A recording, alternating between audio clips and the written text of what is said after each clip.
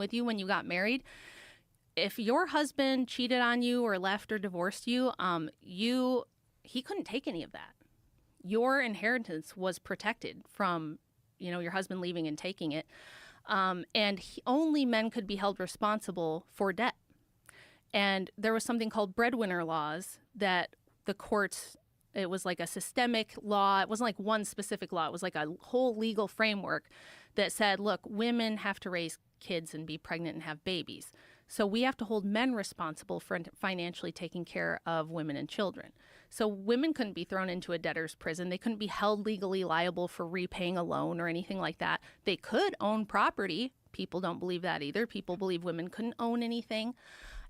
And the reason they say that is because once you were married, you were considered one legal entity.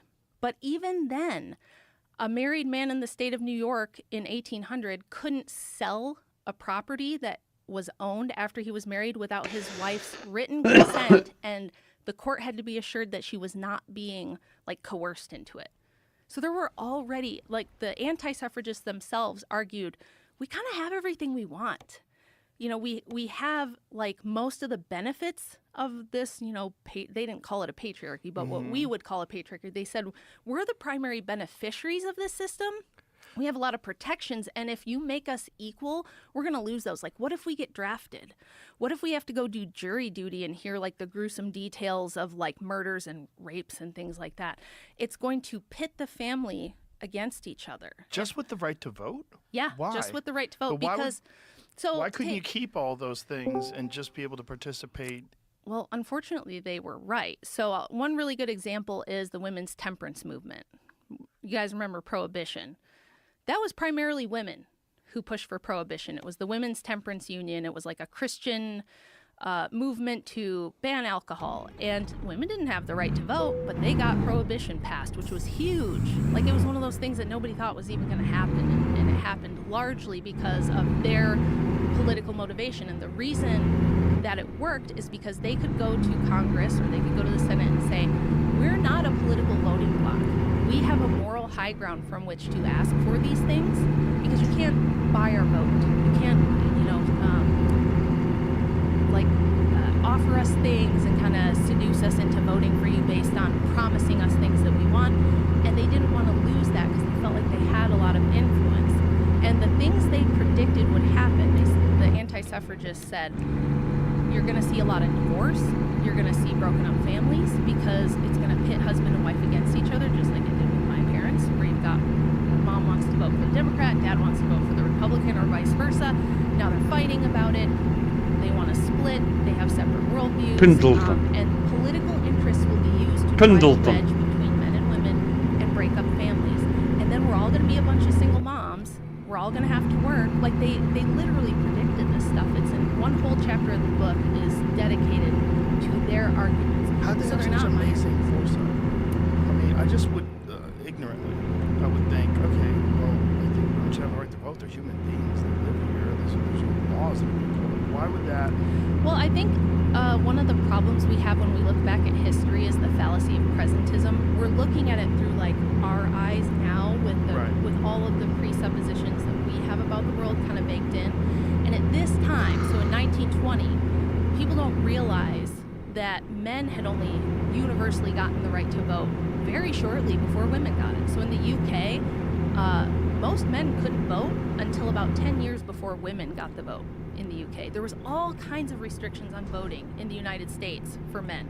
You may have to pay a poll tax. You might have to take a test, like a literacy test or a political literacy test. There might be a religious requirement of some kind. There might be a racial requirement of some kind.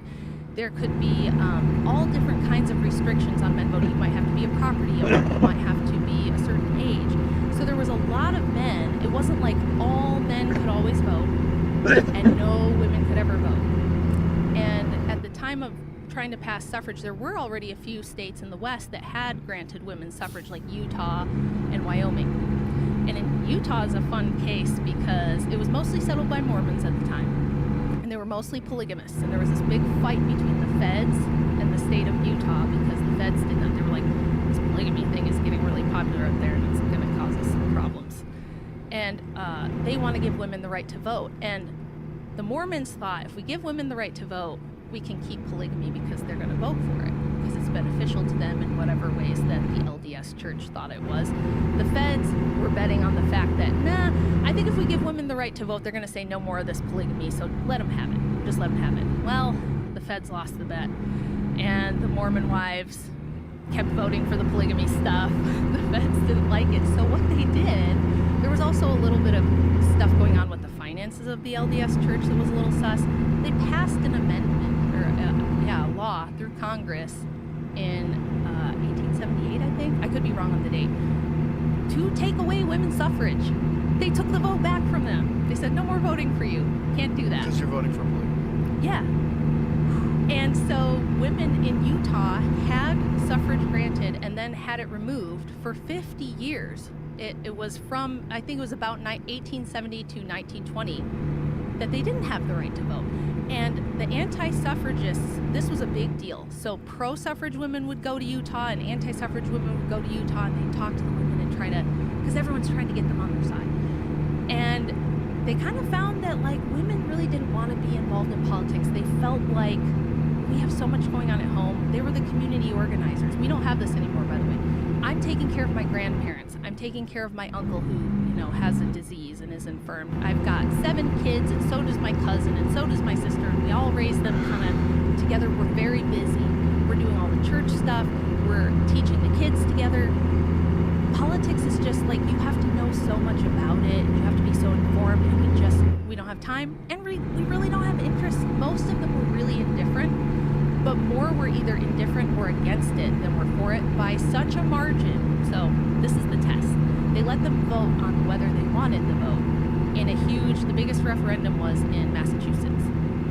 So they let women vote on whether they wanted the vote in a referendum. Of the women that showed up, not a lot of them showed up. It was a fairly smallish number, but of the thousands that showed up to vote, only 4% wanted suffrage on the ballot. That's crazy. Only 4%. So guess what Elizabeth Cady Stanton and Susan B. Anthony did after that? All the pro-suffrage leaders, they banned women from voting on whether they wanted the vote. Isn't that crazy? How did Susan B. Anthony get involved in all this? Because she was one of those people that was like, what was she on the $2 bill or something? Yeah. Yeah. And she was one of those people that was always held up as this like amazing woman. Mm-hmm. And then I started listening to your book, and I was like, wait, what? Yeah. A lot of these women, like her and Elizabeth Cady Stanton, were kind of the 2 big figureheads in America. There were a lot of other important people, but those are the 2 most people have heard of. They're the ones who wrote The History of Women's Suffrage, which is this giant, like, multi-volume history that they wrote. Now, they wrote it from a very biased perspective to make themselves the rock stars of this movement. They wanted to be remembered in the history books as being these awesome, badass, kind of revolutionary, strong, independent women. They, in fact, came up with the strong, independent woman narrative, that women were victims who needed to be unvictimized. They had other suffragists that they were trying to cut out of the history when they were putting together this history of women's suffrage. Lucy Stone was one that said, wait a minute, you guys are leaving out huge chunks of important information, like the fact that our main support comes from men, progressive men, and socialist men, and polygamist men. Like, why are you guys leaving this out? If you do it, like, everyone's gonna know you just didn't mention any of that. Because at the time, it was, like, super well known. They had a lot of PR problems in the suffrage movement because it was known as something that prostitutes, socialists, Marxists, polygamists, and revolutionaries were into. And she was like, you can't leave that out. It's like a main point. Maybe you don't like how it portrays us, but you gotta include it. So they like reluctantly did include some of that, but they were going to try to leave it out altogether and frame it, as we know it now, as a fight of women against men. This fight of oppressed women against the oppressive patriarchy that was systemically trying to keep a boot on women's necks. And even their own colleagues were like, that ain't how it happened. It's crazy that progressive men were a problem even back then. The simple problem is... Bitch-ass men have always been a problem. They're a giant problem. Mm-hmm. And that's one thing that feminism does. It gives them a way to be like, familiars. Yes. Like they never really get to be a vampire, but they do all the deeds for the vampire, so the vampire loves them, and they hang around the vampire. And, It's the sneaky fucker mating strategy. Yes. Yep. Yes. What is that? Cuttlefish? Yeah. Yeah, cuttlefish do that. Like Yeah. sneaky bitch ass cuttlefish pretend they're female so they can hang around the females. Yep. And that's exactly what was happening. There were other motivations too, like Victoria Woodhull was a famous feminist. She was the first one to have like a big newspaper. She was known as Mrs. Satan because she was into free love. She wanted to make prostitution legal. She said that marriage was just a legal form of prostitution. She saw it to be no different than regular old run-of-the-mill prostitution. She was like really radical. She was also a scam artist. Like the thing I found when I was looking into the histories of all these women who were into the occult or very anti-Christian, because they saw it as patriarchal and oppressive. They were usually con artists or scammers, so spiritualism and snake oil salesmen was like really big and popular at the time. This lady sold fake cancer cures. She was wanted in like 4 different states for selling fake cancer cures to dying people and scamming them out of their money. And by pushing suffrage, she got a lot of people to fund her and give her money. And one of them was Cornelius Vanderbilt. And she would pretend to be able to contact the dead. She would say she could contact like ancient Greeks and all these spirits, like the spirit of Abraham Lincoln was coming to her in dreams and stuff. I don't think Cornelius believed that at all, but what he did know about her was that she did run a prostitution ring, and all her friends were hookers who worked the Wall Street gentlemen. And so she basically had a spy network of prostitutes who would give her insider trading information. He used that to game the stock market on the first Black Friday, I think it was like 1889, for today's equivalent of $26 million, according to the New York Times. And when the New York Times interviewed him and said, how did you come out 26 million? At the time it was 1.3, but today's money, 26 million. How did you pull this off when everybody else has just lost their ass? And he said, do as I do, consult the spirits. So he said that this woman had contacted the dead and given him the tip that way. But it was really just, she had a prostitution ring. So these were the people involved, okay? And this is what they were really doing. But when gender studies departments got a hold of this history, they're not going to tell you any of this. Their job was to become the PR branch in the universities to sell Marxism and feminism to young women, to revolutionize and radicalize. And they had help doing that from the CIA. Yeah. At the same time. Because we were in the midst of a Cold War, and I'm not saying communism is good, definitely not, but according to the CIA at the time, they were trying to push Western liberalism as being superior to communism in Russia and the Eastern Bloc. So they thought feminism was good for that purpose. So they helped fund the beginning of Ms. Magazine. They granted scholarships. They made up like fake scholarships, one of which was given to Gloria Steinem, and then they had her employed for years, going around the world pushing feminism. So it was never that the average woman was like, I want to vote. I want to listen to political debates. I want to learn about economics and foreign policy. I'm really concerned about these things, and I want to know and I want to vote. Women were concerned about things like having clean water, drinking water, clean milk, safe parks, less crime, all those sort of things. And one of the other things they predicted would happen, they said, if you give women the vote and you politicize us like this, it's not going to be about the welfare of our children and communities anymore. It's going to be about things like abortion and birth control. And what are the only women's issues that you ever hear about anymore in politics? The right to abortion and things like access to birth control, access to abortion. It's like the only thing you hear now. Where are all the women, even on the right, like fighting for the things they were fighting for 150 years ago? Nowhere. It's all about, like even Trump frustrates me on this because he's like, we got to have more programs to get all the moms back to work. And I'm like, why? Why do you want to do that? Why do you want to push all the moms back to work? That's a terrible idea. Why do you think he's a liberal and he's a feminist. He loves hiring women. It's probably his biggest Achilles heel if he would stop hiring women and get rid of a lot of his problems. but he loves hiring women, and he's very pro-working woman. He, like his first wife, one of the things he loved about her was she was very, like, successful in business and things like that. Ivanka, same thing. And yes, they have kids, but they have nannies, and they have all the money in the world to, like, support them while they're off doing this sort of thing. But what happens to the average woman, the promise of feminism looks something like you're going to have the corner office. It looks like Sex in the City. You're going to have the corner office, and you're going to be in Paris over brunch having champagne and, you know, signing the ink on the next deal, and you're going to be doing all this exciting boss babe stuff, and then you can also have a kid, and, you know, the nanny will take care of the kid while you're doing all this important stuff at work, and it's just going to be amazing. The average woman like me ends up working a basic, like, I'm a retail manager, I'm a waitress, you know, I'm a school teacher, I work a 12-hour nursing shift 4 nights a week. And I have to come home and take care of my kids and my family, and I feel like I can't do it all. It's too much. So a lot of women just aren't even having kids anymore. I'm sure you've looked at birth rates. Yeah, it's kind of weird. It's weird that no one's talking about it, and there was always this narrative about overpopulation. Yes. Like, it's only been over the last decade or so that we start talking about population collapse and the catastrophic impacts of that, particularly on some foreign countries like South Korea, Japan. Yes. They do not have a replacement rate. Right. There won't be a South Korea in the near future if something radical doesn't happen over there. But this is, there's a whole other chapter in the book dedicated to this whole thing and where this came from, the Malthusian population agenda.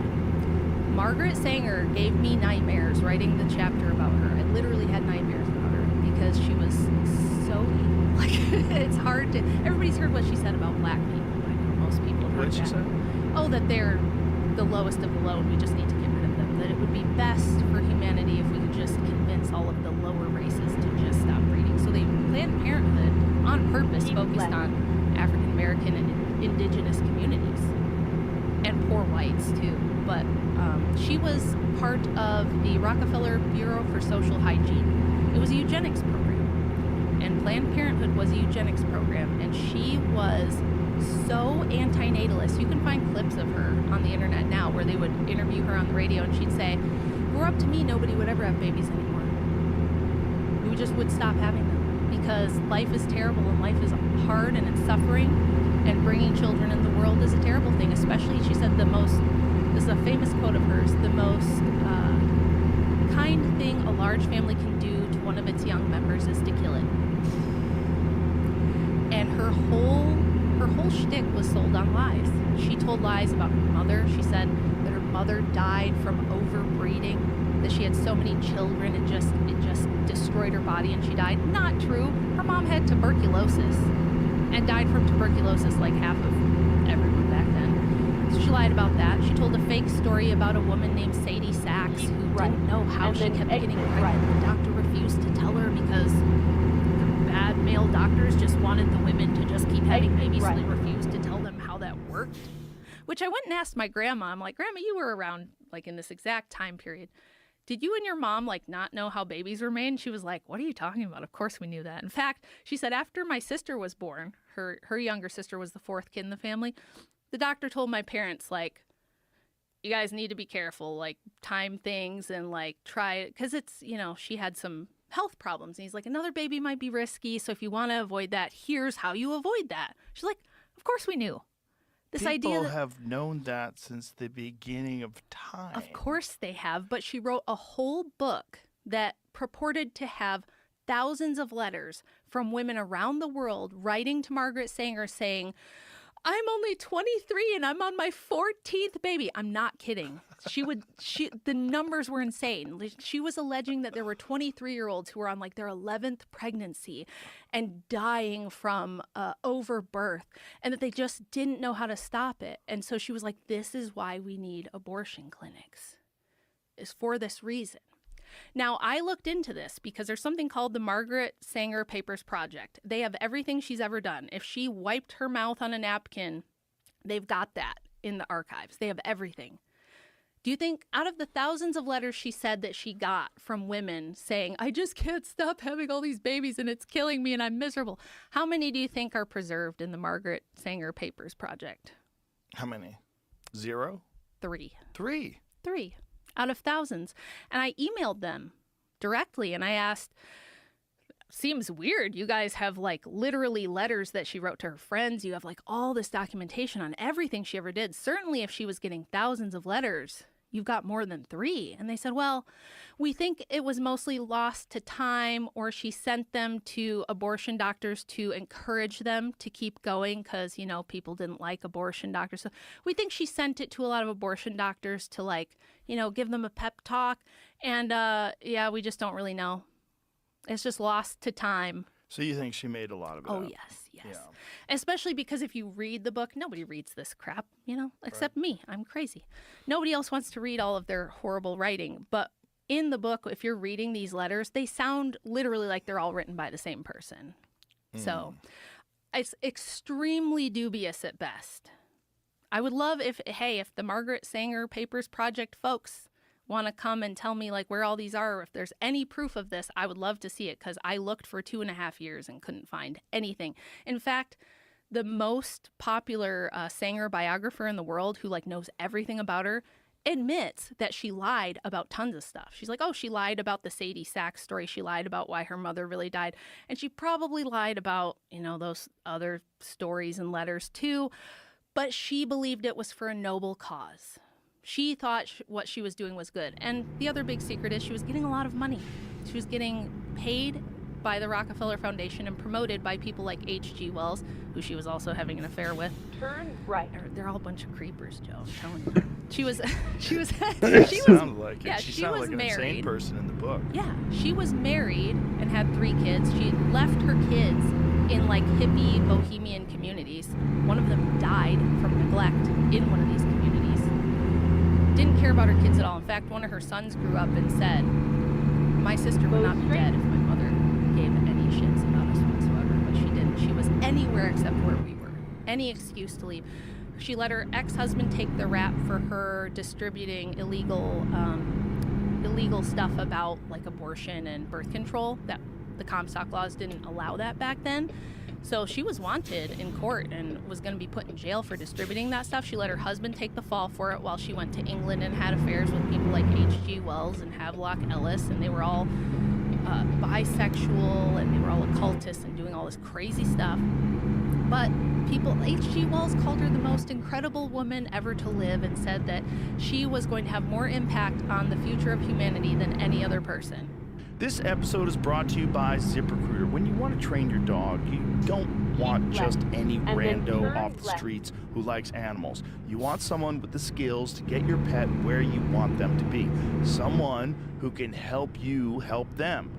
So why wouldn't you do the same when it comes to hiring for your business? Skill-based hiring is the thing to do right now, and a good way to go about that is ZipRecruiter, especially since you can try it for free at ZipRecruiter.com. ZipRecruiter can help you find the perfect match for your role. Their smart matching technology works fast to find candidates, while screening questions help ensure you find quality talent with the skills you're looking for.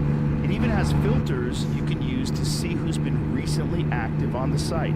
Let ZipRecruiter help you find amazing candidates with the skills you seek. 4 out of 5 employers who post on ZipRecruiter get a quality candidate within the first day.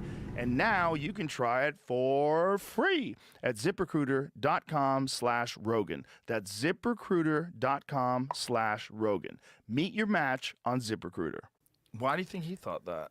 Because he was a eugenicist who loved the idea of millions of abortions a year. H.G. Wells, the War of the Worlds guy, was a eugenicist. Yep. You should have Jay Dyer on to tell you about H.G. Wells. I brought you his book. I don't want to know. I love the War of the Worlds. He wrote some great fiction, Yeah. but he was a diehard Malthusian. These people really believed. It was actually a very popular thing. That we're talking like right after Darwinism. We're talking about just before the Nazis. We're talking about the Kaiser Wilhelm Foundation. It was a very popular position to be in favor of social hygiene, as they called it, which was, you know, anybody with birth defects shouldn't be able to reproduce. Anybody of the lower races or inferior mentally, any of those kind of people shouldn't reproduce because we want, you know, a cleaner, better human race going forward. Oof. Yeah. So feminism was instrumental in that. That's actually where the birth control pill came from as well. Margaret Sanger, the Rockefeller Foundation, the Kaiser Wilhelm Foundation, and a lot of Nazi scientists are the ones who started synthesizing human hormones to make birth control pills. And the way they sold that was they said, look, we know abortion's very unpopular. People don't like it. It's a very terrible thing that we have to do. We have to do it because we don't want all these babies. Ugh. But, if you let us have the birth control pill and you make it like widely available and socially acceptable, abortion will be a thing of the past. Nobody will need one ever again. That's how it was marketed and sold to the world. And it sounds right. It sounds reasonable. Maybe it's better. Maybe it's better just to prevent all the pregnancies and then we don't have to worry about abortions. But here we are in 2026. You can get abortion or you can get birth control pills for $4 at Walmart. You can go down to your local health department in your county and get them for free if you're under a certain income status. And we still have, well, at least before they overturned Roe v. Wade, we still had about 1 million abortions a year in this country, even with the shot and the pill and all these types of birth control and more education than we've ever had. That was the other thing when I was in school, right? More sex ed, and then no more teen pregnancies. Go straight. That hasn't panned out whatsoever. It turns out that if you take all the stigma away from sexual activity, you tell everybody premarital sex is actually good. You gotta get in there and figure out how things work before you get married. You don't want to just get married. That's weird. We still have 1 million abortions a year. We still have Plan B pills and things like this. There's been more babies aborted in the last century than all the men that have been killed in all the wars of the 20th century. Like far and away. Yeah. It's crazy. So the Glorious Dynam CIA thing is nuts. yeah. That's nuts. Yeah. Because the real tinfoil hat people don't think that the CIA has been involved in every single social aspect, including like the rock and roll movement in the 1960s. And there seems to be some evidence. Yeah. And when you see like how far the tentacles actually go, and then you see it like in feminism. Wait, what was it? She was what? Yeah. So explain. So, her. Glorious Dynam was recruited out of Smith College in the 50s. It's an all-women's college. She already had some pretty, like, left, progressive, kind of feminist leanings. And this is generally how this works. If you want to know how the left has taken over academia, I have a whole paper about this on my Substack, how NGOs and universities have just swung completely left, and they have just captured the university systems. They do it this way. So they recruit her out of Smith College. She's writing papers about women's rights and feminism and stuff like that. They go, she's pretty good at this.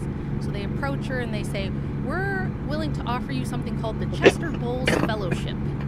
And she goes, what's that? And they're like, well, it doesn't really exist. We made it up for you. Because what we're going to do is we're going to give you this fellowship. We're going to send you to India. We're going to send you to Europe. We're going to have you tour the whole United States, do a media tour, start a magazine, to promote women's rights, the things that you believe in. So it's a little more sneaky than everybody sitting in a dark back room and like plotting some evil plan to like make America into a feminist hellhole. It was more like, we're trying to promote liberal democracy around the world because it's part of the Cold War.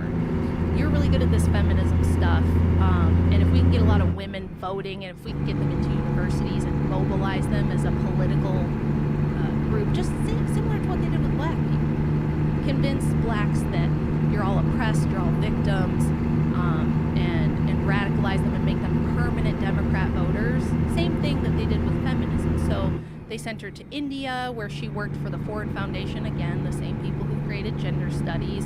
Learned a lot of interesting things over there in India. Not sure what's going on in there. I said in my book, it's like a hotbed of like theosophy and like crazy, like the Dalai Lama, and there's a lot of weird stuff going on in India. I don't know why they send everybody there, and then when they leave India, they go and promote this weird stuff. It's what they do. So they sent her to like Eastern Europe to a youth festival where she promoted feminism, and this is at the time where the Eastern Bloc is still communist and it's hard to get in there. But as a woman, this is something traditionally they always do with women. It's very easy to sneak female spies or propagandists in rather than men because they're less suspicious. You know, it's like, oh, she just wants to promote education for women, and they're like, fine, she can come, I guess, whatever. So she's promoting feminism there. Then she comes here. She's undercover at the Playboy Mansion, weirdly. Undercover? Yeah, she, like, people didn't know she was CIA at this point. She was like a Playboy bunny for a little while. What? Yeah, she was at the Hugh Hefner mansion. And undercover as a Playboy bunny? Yeah. That's hilarious. Yeah, to promote. She was kind of hot for, like, back in the day, in the 70s, late 60s. She was kind of hot. Well, compared to the other feminists we had to choose from. Who else did we have? Betty Friedan. I don't know if you've ever seen her. Is there any photos of Gloria Steinem at the mansion? Yeah, there's a picture of her in the bunny costume. Oh, I see. James, just pull it up. Yeah, so, and that was to promote the sexual liberation stuff, right? Hey, women can... For the CIA. Yeah.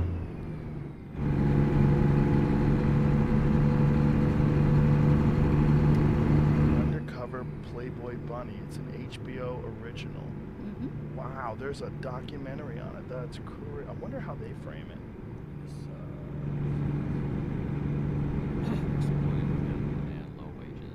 See, let me see if the photos of her down there below, where it says images. Click on one of those where it's her.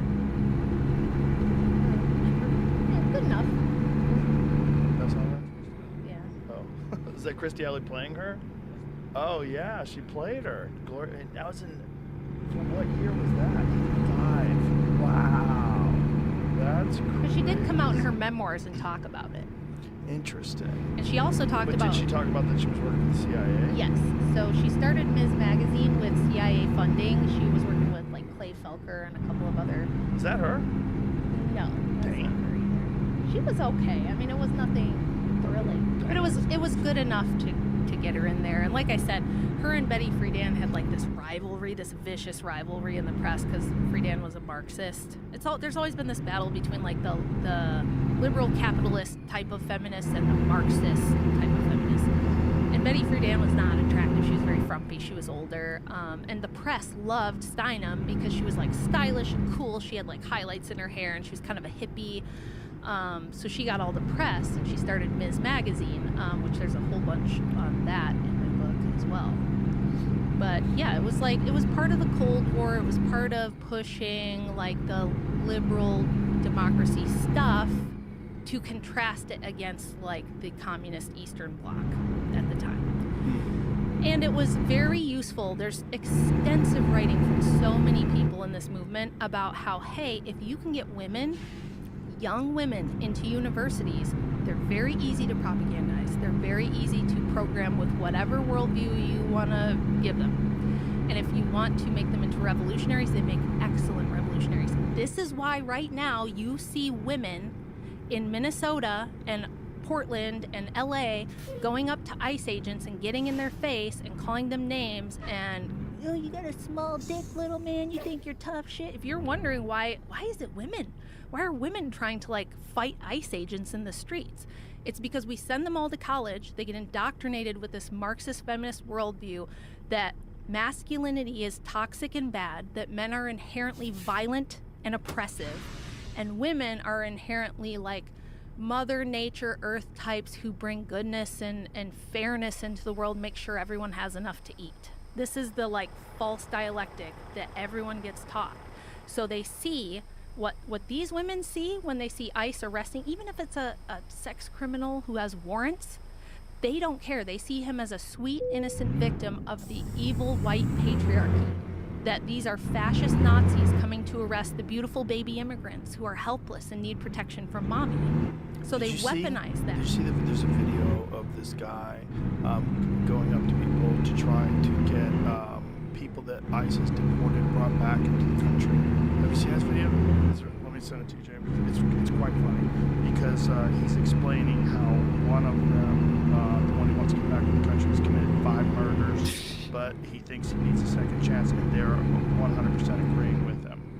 It's like, it's one of the funniest things. It's like, you see how fucking kooky people are with this stuff, that it's not like, oh wow, this bad person. It's like, no, in their little tiny blinder-sided ideological bubble, anybody that gets deported should be brought in. ICE is bad. Immigrants are good. Yeah. And without any regard whatsoever the consequences, whether you be murderers, Right. rapists, and drug dealers, and gang members. Put your headphones on. Because this is cool. Bring back illegal immigrants who were deported by ICE or the Bring Them Back campaign. Could we get your signature card petition? Just need your name, email address. Specifically, we're trying to bring back Edwin Hernandez from El Salvador. We do have to disclose to you, though, that he is an admitted member of MS-13, and he did kill 5 people back in El Salvador, but we think he deserves a second chance, and we want to get him back. That's him right there. What do you guys think about what's going on with ICE in this country? Oh, it's appalling, I guess. It's maybe not even a strong enough word. So, yeah, we're from Maine. There's been a lot of ICE activity in Maine. Up in Portland, right? Yeah, up in Portland. Yep, Heard that's about where it. we live. Yeah. So, I'm a teacher, and there were lots of students that were afraid to come to school. Thank you so much. Yes. Hopefully we can get Edwin Hernandez back, Yeah. so he doesn't have to be criminally convicted in El Salvador, right? Yes. All right. Thank you Good so work. much. Thank you. Good work. Good work. Good work. Yeah. Bring that murderer back. Well, Who is he? MS-13 gang member who's killed 5 people? Yeah, bring him back. She's the perfect example. She's a school teacher. Mhm. What school teacher do you know who's not liberal? Very few. Very It's- few. And most of K through 12 is female teachers. By the time you get to high school, there's a few more, but I think it's like 80-90% of school teachers are women. So they go to university, they go for education, and they almost inevitably end up getting some kind of women's studies course thrown in there. And so they're taught this worldview that white men are evil and oppressive to women, to minorities, to poor people. So they see Edwin Hernandez, whatever his name is. Well, sure, he murdered 5 people, but he wouldn't have done that if he wasn't poor and oppressed by the evil white patriarchy. It's not fair. And so she wants to protect him. And she said there's kids who are afraid to come to school. You know, the kids are afraid.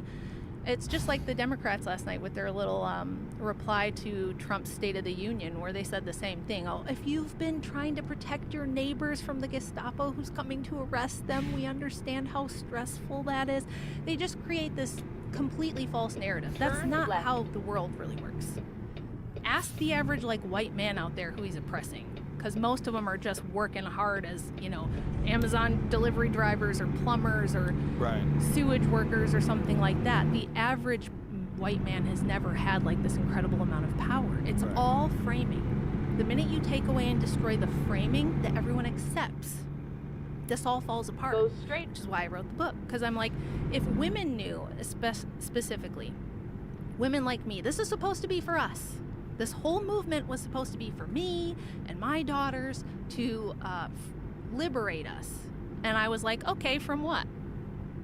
From the people who have the best interest in protecting me. My father, my husband, my brother, the men around me. In order to believe the feminist narrative that men have systemically just always wanted to keep women down and oppress them, you'd have to believe that they didn't care about their mothers, their daughters, their sisters, their grandmothers, their neighbor lady.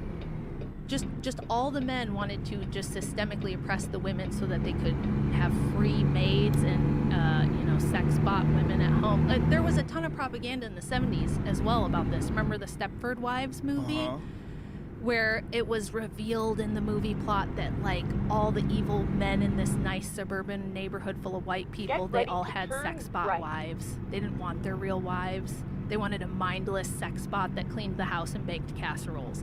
And this was supposed to imply that this is why men are oppressing you. They don't want you to have a brain. They don't want you to have input. They don't want to hear your thoughts on things or have you be a real person. They just want you to serve them. You know what I mean? That's not how life is. Life's a lot more complicated than that. But when you fill the university systems with this, and then you fill the workplace with it, we've got HR, we've got Me Too, we've got all these systems in place now that actually promote feminism. It's far and away the dominant social aspect of the culture. Look at every female celebrity. Every single one of them. Think of the top ones like Kylie Jenner, Taylor Swift, Beyonce, Katy Perry, any of the really popular female pop culture. They're all girl boss, sexual liberation. shitting on your ex-boyfriend. Men ain't shit. I'm going to dominate him with my, sexy physique and my sexual prowess. And it turns out that a lot of the ancient goddess worship, which was really popular with feminists in the 70s, there was a huge revival of that. A lot of the goddess archetypes that they brought back had those same themes. Like the goddess Kali, who's a Hindu goddess with 8 arms and blue skin and a tongue hanging out of her mouth, and all of her depictions in Hinduism, the feminists chose that and put it on the cover of the first issue of Ms. Magazine in 1973. That seems like a weird choice if you're trying to get suburban moms in 1973 to buy your magazine, to put this blue-skinned, terrifying Hindu goddess on the cover. So why did they do that? Well, because they had her holding an iron and a baby and like all these domestic things, right? And the goddess Kali symbolizes, at least to feminists, vengeance against men, taking back power from men and having your revenge on them, because that goddess only accepts male sacrifice, male human sacrifice, especially on the battlefield. She like drinks the blood of deceased male warriors. Yeah. And she's intentionally terrifying, and she's supposed to like symbolize this. And let me see what she looks like, Jamie. Yeah, if you pull up just put up the Ms. Magazine actual one. goddess Kali. There it is. Women tell the truth about their abortions. Wow. On raising kids without sex roles. What year was this? 1973, I think. Wow. Yep. On the housewife's moment of truth. This was the huge propaganda campaign to convince women that staying home and raising your own kids is actually horrific oppression and it's abuse and you're enslaved. You want to be at work working for your boss. You want to be paying those taxes. Don't submit to your husband. Submit to your boss, though. Right. That's fine. But or become the boss. Yeah, or become the boss, which, again, we've had 50 years of trying to push women to be the boss, and guess what? They really don't want to. And this is what I always say. Some of them do, though. Some of them do. That's true. They're not a lot of fun. They're not. I would say there's always been like 5% of women who are genuine outliers, who are really not cut out for motherhood, who can go out there and crush it, who are going to do something else. Historically, usually it was like maybe you would become a monastic, like a nun or something. Maybe you would run a boarding school or a tavern. Like women have owned businesses and done other things in almost every culture. But you should be free to do that. The issue is like, are we indoctrinating people into a very specific ideology in schools and universities? Yes. And is that why they're going into something that really maybe they're not that outlier and they wouldn't really be interested in it? I was talking the other day about this video that I saw on Instagram a while back where there was this woman. She was talking about how when she was in college, she was dating this guy who was a Christian and he wanted a traditional family, and he's like, I'll take care of you and I'll raise our kids. And she goes, I didn't want that. I wanted to go out there in the world. So I got my education and I got the job and I'm doing the thing that I want to do, and I don't want it. She goes, I don't. And she was crying. She was like, I don't want it. She goes like, this is not what I want. I'm not happy. Turn left. And I fucked up. Yeah. And it's just crazy. It's terrible. Video. You're like, how many people silently feel like that?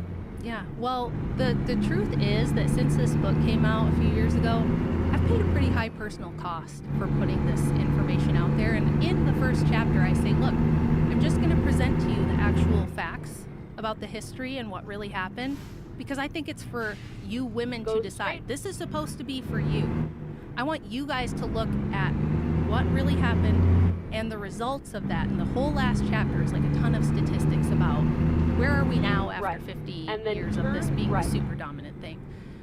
It's not great. It's not great. But I was like, I want women to have the ability to look at it truthfully for themselves and decide what they think. And I have been slandered. The things that have been said about me, the lies and the gossip that have been spread like online, calling me everything under the sun, just wild, crazy rumors about my personal life that are not true.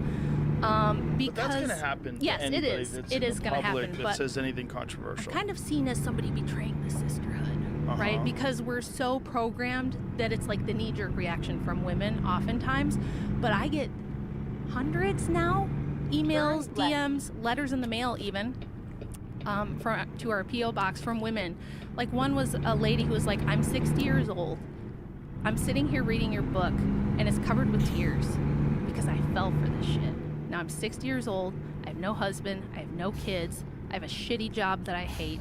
I'm going to die alone, and I can't go back and change any of it. What do I do?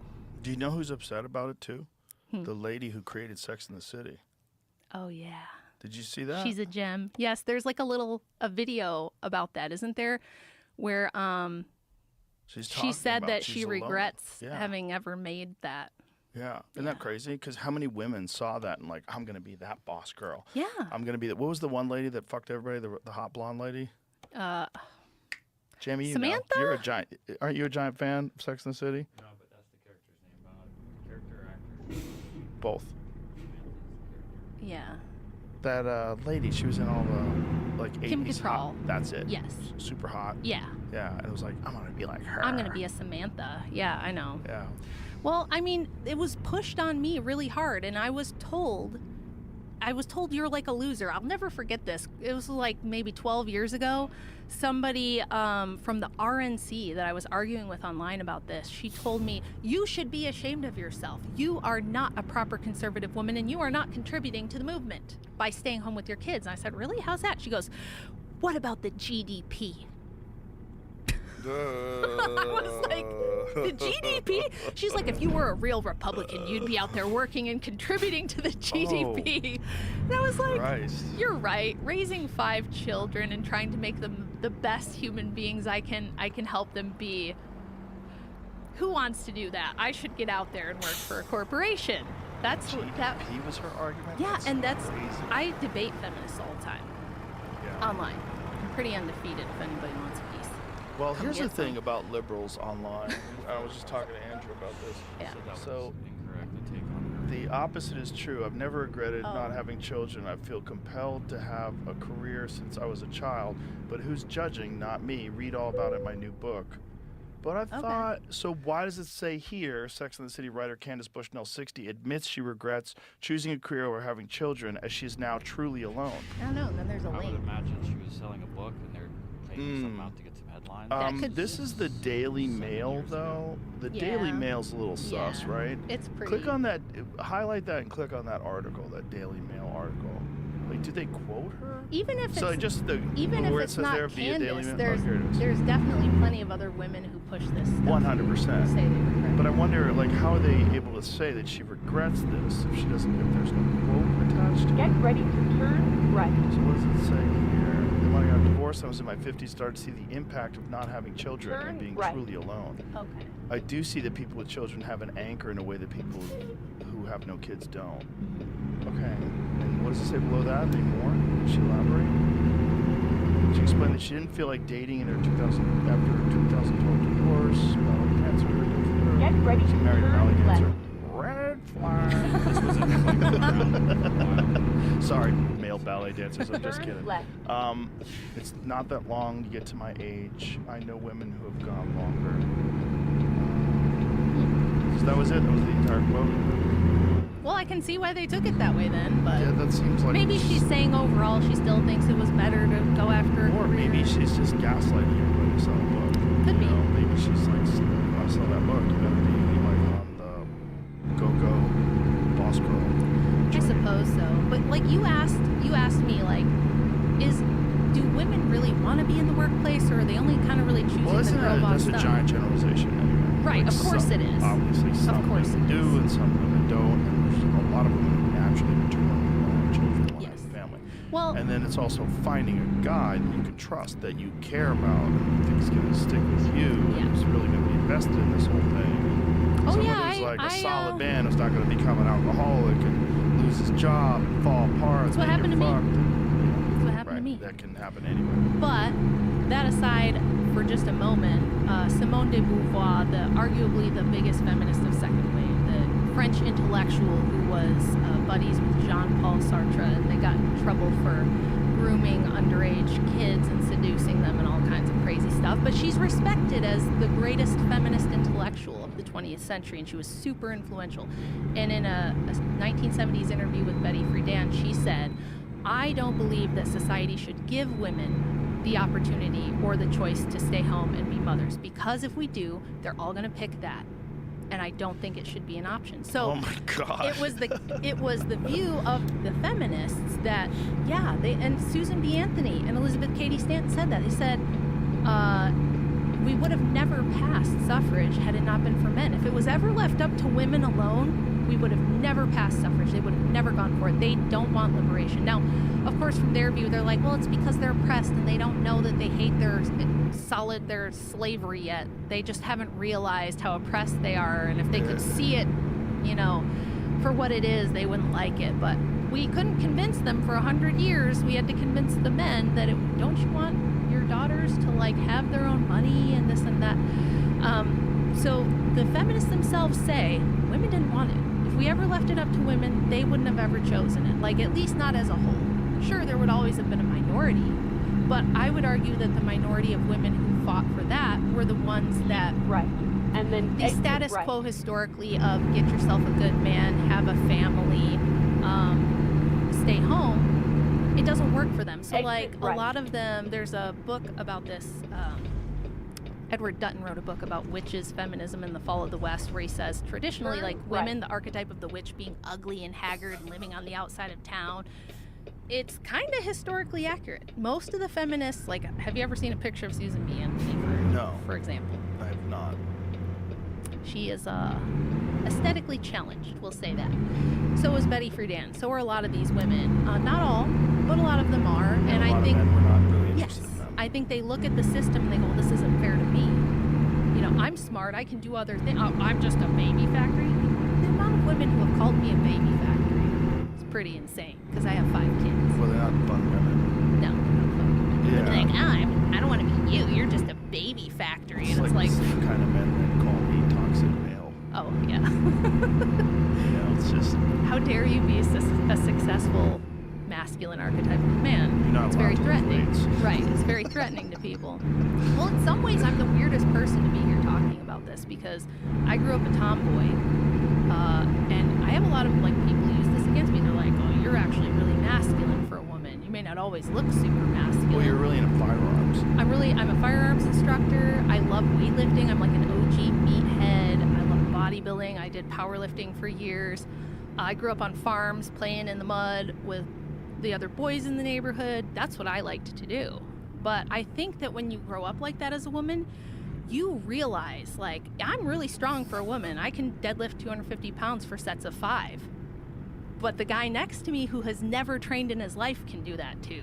Right. And you give him 6 months in the gym and he's going to blow past me. You have a more realistic understanding of how that works. And I think that in the modern era, all the feminist side debate, they live in this world that we're sitting in this studio right now, and all this wonderful stuff that allows me to be here talking to you and talking to all the folks that are watching, the microphone, the technology, everything was built by men. You'll hear the Hedy Lamarr thing that she came up with Wi-Fi. No, it's not true. Really? No, it's not true. What do you mean? She worked with a man on a precursor to it, but it wasn't her. It wasn't she Were they by fucking? her. I think so. I think they actually were. I think it was one of her boyfriends. I could be wrong on that, but no. If you even if you just ask Grok, is that really true? And it's well, a little bit, but not really. Right. But far and away, men are the builders and maintainers of infrastructure and technology, and they always will be, because the truth is women have had 100 years to get into that stuff, and they just don't really want to. They'd rather be interior designers or psychologists or things that are about people and social dynamics and aesthetics and stuff like that. I'm that way too. I have a really strong intellectual, logical side. I love debating and all that kind of stuff. But I also love smelling babies' heads and dressing them in cute little outfits, and I love glitter and sparkly things. So it is what it is. Women don't want to go be men. Right. That's what we're finding out after 100 years of this, is that when you make women be men, they hate it. Like that lady that tried to be a man. Have you heard of that story where the woman tried to pose as a man for a year and she ended up deleting herself, I think, because it was so horrible, it was so awful. She was like, life as a man is awful. It's tough, it's hard, nobody cares about your feelings, nobody's coming to rescue you. And I think women growing up in this era, they don't think about when they turn on the light switch in the morning how that happens.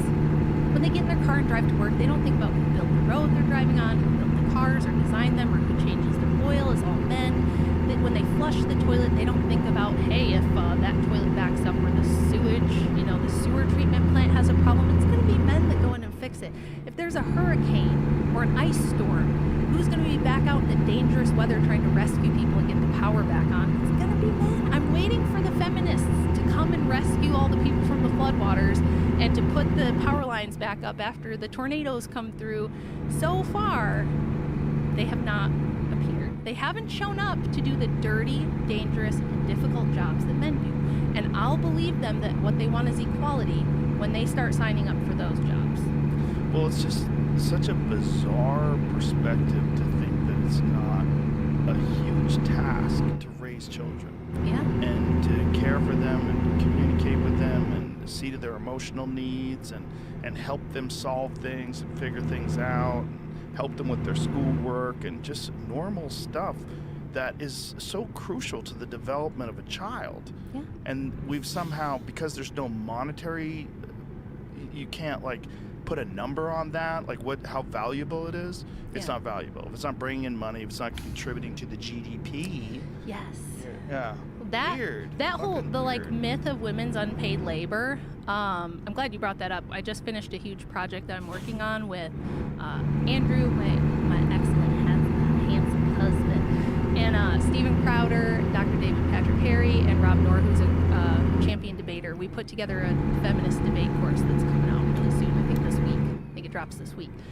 And we go over all these myths and debunk them, and we show people and demonstrate how to debate this feminism thing, because it's a leviathan, it's a beast. If you take it on, one of the reasons I'm out here doing it is because when men try to argue against feminism or feminists, they immediately get slapped with, you're a misogynist, you hate women, you're an incel, all the tropes. You have a small dick, what are you, gay? It's just all the insults, right?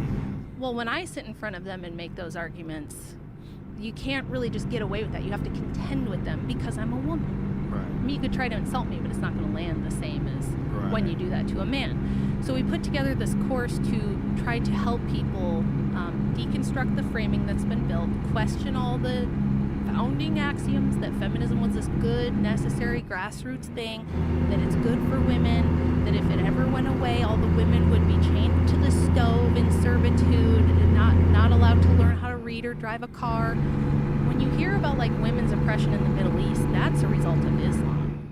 In Christendom, that was never a thing.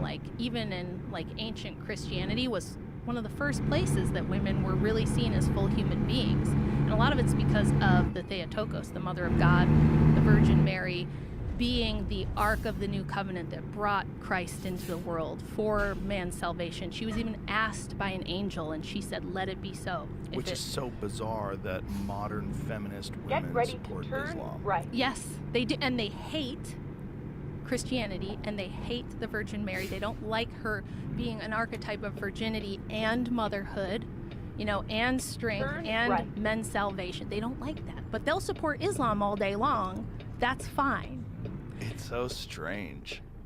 It's so strange that it worked.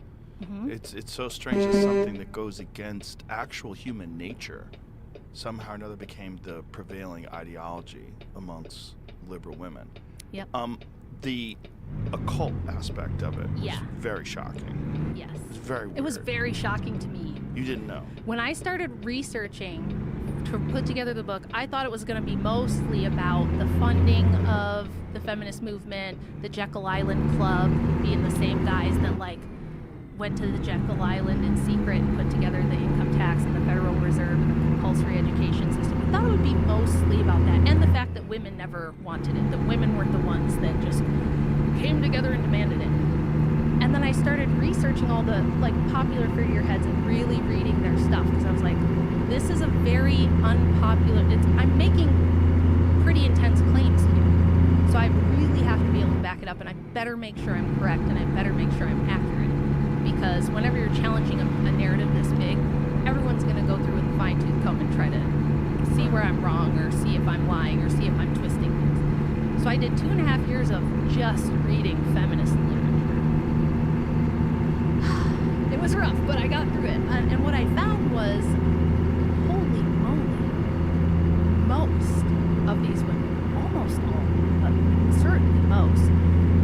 spiritualism, which was like a big 1800s movement of like trying to do seances and contact the dead and things like that.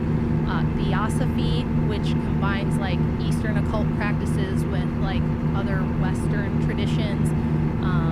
Ancient goddess worship, New Age stuff, and even Satanism and Luciferianism. In fact, in my book, I cite a book that's a PhD thesis by a professor from Norway. His name's Per Faxneld. I don't know if that's the way you pronounce it, but that's how it's spelled, P-E-R. It's called Satanic Feminism, his book. And now he himself is a Satanist. He's a Luciferian himself, so he sees it as a good thing that the women of the 19th century openly declared Lucifer as their liberator and the mascot of their movement. Now, you would look back and think these were Christian women because they were in like New England and stuff in the United States, Puritan communities and things like this. But they weren't. In fact, Elizabeth Cady Stanton and a bunch of her friends wrote something called the Woman's Bible in 1895, where they rewrote the Bible from a feminist perspective and took out the things that they thought were oppressive and patriarchal. And in the intro, Stanton herself says, I think her husband was a preacher maybe, or some really involved with the church at the time. But she said, I don't believe that any man has ever heard anything from God. I don't believe the Bible is divinely inspired. I think all of Christianity was made up specifically by men to oppress women. That's my personal belief. She was more of like a proto-New Ager. She believed in like this monism stuff. And she said, if I could... Monism? Yeah, monism is like the kind of a lot of the New Age, or even some of the DMT bros will kind of come to this conclusion that there's like a one that we have to return to. Like we're all one, and we're all God, and we forgot that we need to return to We're the all one. God? Yeah, we're all God. I've heard that one before. Yeah, and we got to return to the one. And they were writing about this stuff in like the early 1800s as like transgenderism, gender abolition, gender as a spectrum was being written about by Margaret Fuller in the 1840s in America. And she said, we're never going to return to the one as long as we have this gender division. So in the future, I'm envisioning a future with no gender. There's no men and women anymore. And she said, nobody's really born a man or a woman. You're on this spectrum, and some people are more on the male side and some people are more on the female, but nobody is like fully one or the other. It's a spectrum. I had that argument once with a guy who was a professor. It was one of the dumbest conversations I've ever had on this podcast. And I eventually had to say to him, if you go buy a puppy and it's a boy puppy, but you wanted a girl puppy, do you say that there is no gender? What do you do? Right. Like, what do you do? Like, what are we talking about here? You're saying that some men don't exist? That men aren't real? That women aren't real? That no one is a man and no one is a woman? Like, that's crazy. How did you get here? You got here because someone with an XY chromosome had sex with someone with an XX chromosome, and that's how it works. Yeah. It's like a biological definition based on objective reality. Yes. Like, we all know that, but there's this weird fucking dance, and that dance, if you keep just asking questions, like, why is that dance? What are you doing? Like, why are you saying that? Like, what does that mean? Well, what about this and what about that? It just falls apart. Yeah. But yet they have this weird resistance to facts. Yes. Very strange. Well, this is why the occult was so appealing to these people, and why, so like feminists are drawn to the occult and occultists are drawn to feminism, because in most occult traditions there is this idea of gender bending and gender fluidity and transcending gender in order to transcend to something higher, to become the stars again, or to become part of the one monad. So I'm reading all their backgrounds, and they're all writing about this stuff. Many of them claimed to be automatic writers, so they would write a book about feminism, say it's not coming from me, it's coming from this entity that is like Seth speaking speaks? through me. Yes. Yeah, like that kind of stuff. So they would do that. They would, like Victoria Woodhull would claim to be able to contact the dead, or they would just say, this Christianity stuff is only here to oppress women. Lucifer was the good guy, kind of the Promethean myth of like, actually he was the good one because he enlightened us and gave us, free will. And Luciferianism is very strange, because you look at the definition of Luciferianism, you think, oh, they're going to say someone who believes that the devil is God, but it's not quite that. Like, please pull up Perplexity, our wonderful AI sponsor, and ask it what is the definition of Luciferianism, because when I went down this rabbit hole with your book, I looked this up. So it's very strange. Diverse belief system, by the way. That's a weird way to say it. Diverse belief system that reveres Lucifer not as your Christian devil, but as a symbol or deity of enlightenment, knowledge, and human potential. Yes. Lucifer. Yes. Fucking Satan. The guy who rules hell, Yes. where everybody burns for eternity. Luciferians emphasize self-improvement, free will, and intellectual pursuit over traditional religious dogma. They view Lucifer as a light bringer or liberator, often drawing from pre-Christian figures like Prometheus. Practices may include ceremonial magic, but the focus is typically on personal empowerment rather than the worship of evil.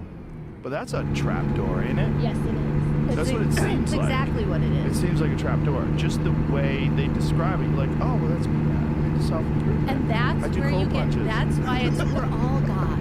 I'm God. And that's where you get moral relativism. Secular humanism comes from Luciferianism, by the way. And in the 20th century, almost all the feminists signed like the humanist manifestos and things like that. The secular humanism stuff where it's like, morality is subjective.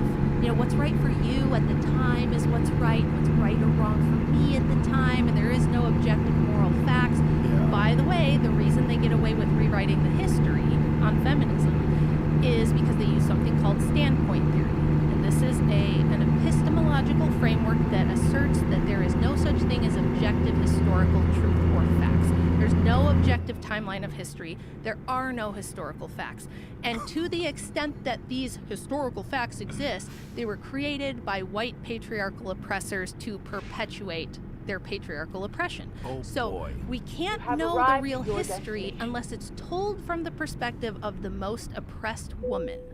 And so that is how they rewrote everything, and the stuff you're getting from their textbooks, the things you're being taught in university, is this stuff. It's not anything having to do with objective historical timelines. So Lucifer appears explicitly only once in the Bible in Isaiah 14:12, King James Version. How art thou fallen from heaven, O Lucifer, son of the morning? How art thou cut down Nie to wiem, the czy za ground, głośno which jest didst w porównaniu weaken do the mojego nations. mikrofonu ten podcast. Original context?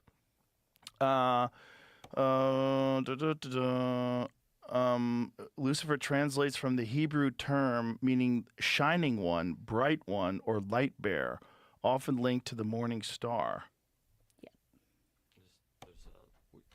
I think the later link in the later history is the hell and Satan. Scroll back down again to what that, stop right there. It says, not originally a proper name or reference to Satan. So, but that is Satan though, right? So It's who became Satan. Yeah. Right? So it's like Lucifer before he went bad. A, The old dziękuję days, ci like bardzo. the Beatles, the early Co tam, albums. yeah. panie kolego? Well, it's So Lucifer's not Satan? What? well, the Orthodox tradition is that he is, and there's multiple names for him. So sometimes he's called the adversary, sometimes he's called different things. Zapalić by trzeba The było, nie? modern Protestant interpretations of things, because they use sola scriptura, and there's a ton of like word concept fallacies where they think this word always refers to this one thing, and they're not correct about that. So like our church tradition says, yes, he is Satan. He is the adversary. He's, the evil one. He's got lots of names. I think Lucifer is like his name as an angel, but So he was a fallen angel. Yes. Become Satan. yeah. So what? But obviously, if someone is not just a fallen angel, becomes like the worst being in the world or in the universe, like how could you ignore that and only concentrate on the self-improvement it's one of part? the Could you first- name that after somebody Yeah, else? yeah. Aren't there a lot of other self-improvement people in the Bible? Goes straight. Well, that's the thing. It just Because seems what tricky. this really comes down to, Fucking like the shit. name of the book is Occult Feminism. It has two meanings. The first meaning is a lot of these Nie widziałem women go are really into the zahamował. occult. Right. That's the most obvious one. But the second one is occult. The term itself just means hidden. And there's a whole history here that's been completely intentionally hidden from both women and men, but specifically from women, that if they knew it, I think they'd have a whole different view of this movement. They would question a lot of its foundational grounding axioms, and and all the presuppositions we have that it was Right. to protect women. Right. So if we look at that, if we look at the promises of feminism, Right. the promises we were told, it's going to protect you from abusive men, from unhappy abusive marriages. It's going to give you more freedom and more choice in your life. Those were the selling points and the things we were promised. But if you actually look at the Excellent, statistics, you look Valdez. at the outcomes of what's happened since feminism became dominant and we pushed women into the workforce, we discouraged them from, antinatalism is so rampant. Urlop I mean, teraz? you hear people Nie- refer to nie lepiej children w as like lato? picky, Ja they wiem, call każdy them się o to crotch pyta. goblin, Nieważne, they no call them, wybiera się jak się sex wybiera. trophies, all these No kurczę się trochę. O, już niedługo mi zostało tego podcastu, a szkoda. Fajnie babka gada. No. U mnie to derogatory wielkiej, terms. u mnie to wielkiego tam nie ma dziania się, bo ja tu sobie po prostu chilluję. Właśnie sobie joyka jeszcze zrobię jednego. Najpierw weźmiemy ten towar.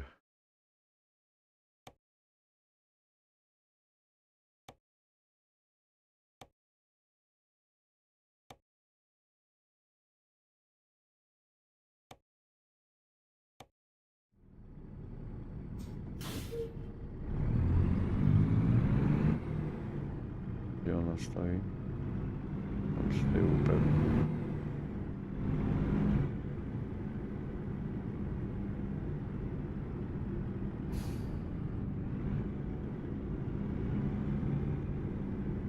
O, nie dali mi tej srebrnej, jakieś świnie.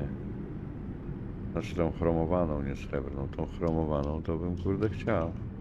Dobra, niech leci to, ja sobie ją podczepię, muszę zrobić sobie joyka i możemy jechać dalej. A niech ta mądra pani dużo mówi. For children and parents, and you see the Spoko, dual spoko. income no kids people, the Rozumiem, dinks rozumiem. making all their sumie TikToks to- about a day in Kurde, our dość life spoko, as ale dinks. pewnie We went to the narobisz się Taylor przez te Swift 4 concert last night, and then we tygodnie slept in więcej extra late, troszkę and then we niż had byś miał brunch po and smoked 8, a czy... joint, Yeah. Chelsea Handler. Podobnie Look, we jest. have no responsibility. We live purely for ourselves. We Yeah. do whatever we want. It's so great. So it's always been this dialectic of, do you want to be self-sacrificial and give of yourself for something greater that goes into the future long after you're gone? This greater purpose that you might never even see fully the fruits of in your lifetime.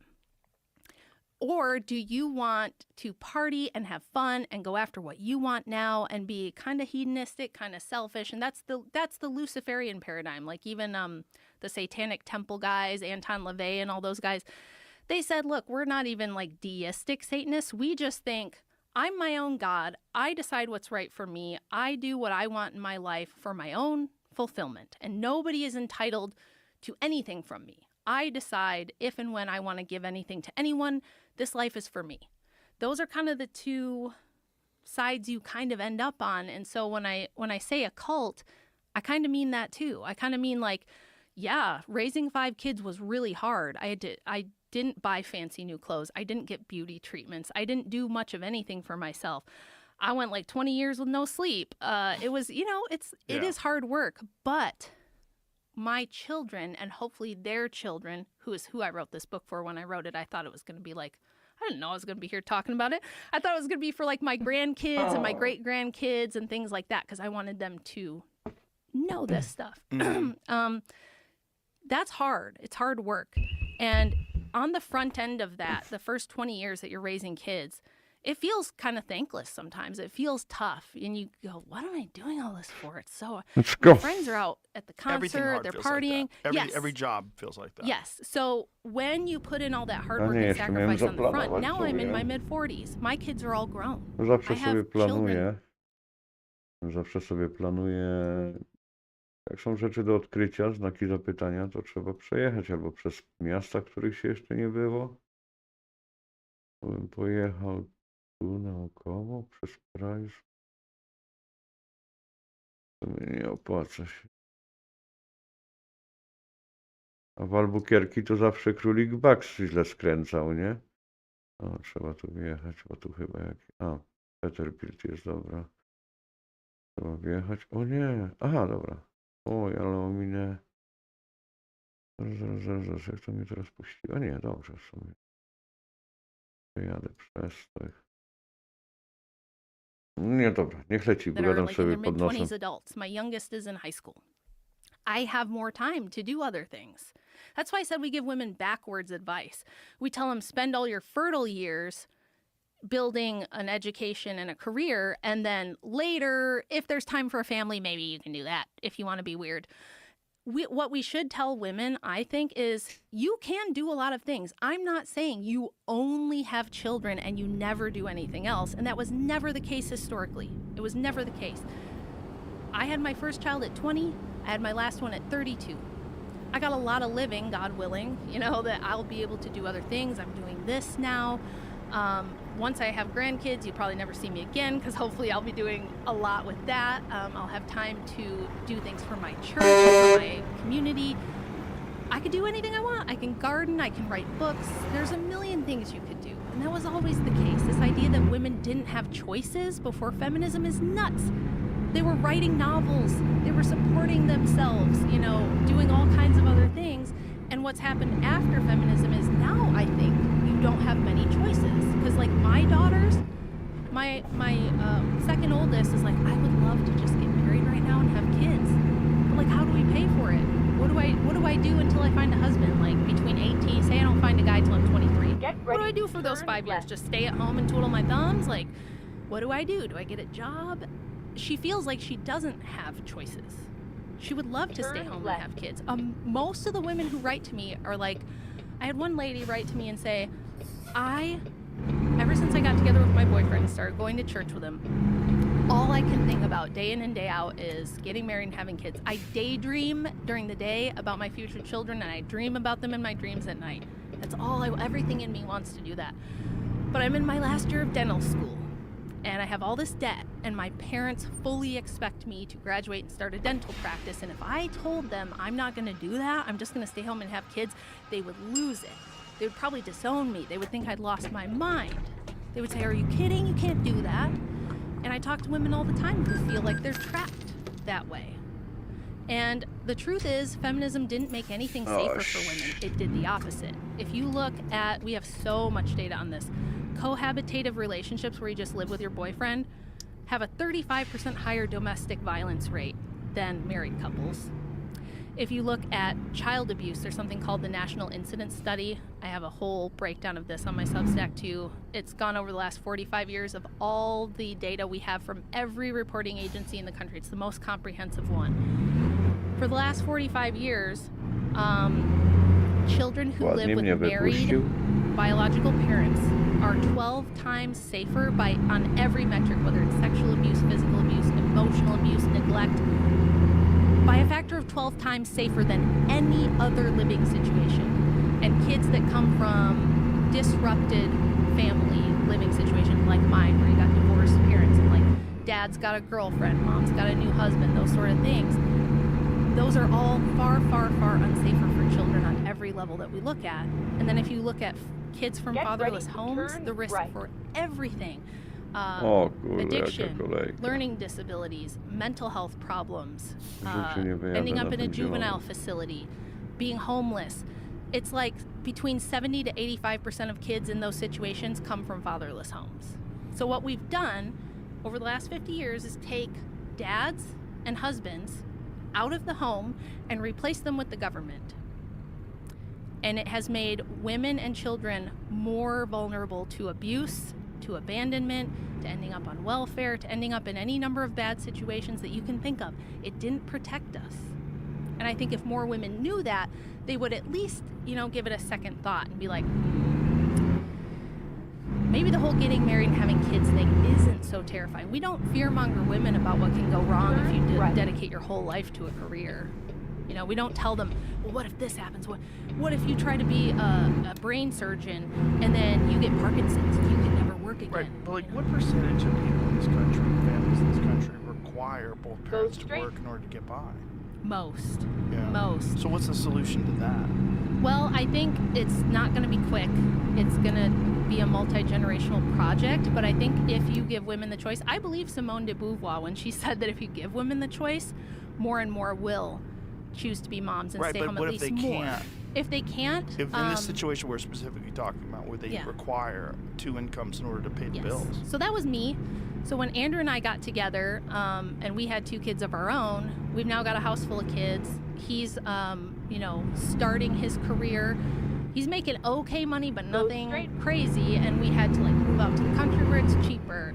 We had chickens. We had a garden. I learned how to be a firearms instructor because I could teach a class on a Saturday, only be gone for 1 day of the week, and make like $2,000. So I could make like a week's worth of money only working 1 day a week on the day that he's home. So my advice to people, I'm not super huge on giving advice because it depends. Right. There's a lot going on that I don't know your situation, but you have to get creative. Try to find things you can do on the side, things you can do from home. That was one of the benefits to COVID is now something like 30% of work is remote from home work. If you can do that and kind of structure a day more around the kids and work at night, maybe when dad's home, things like that, that's kind of what you have to do in an ideal situation. Yeah.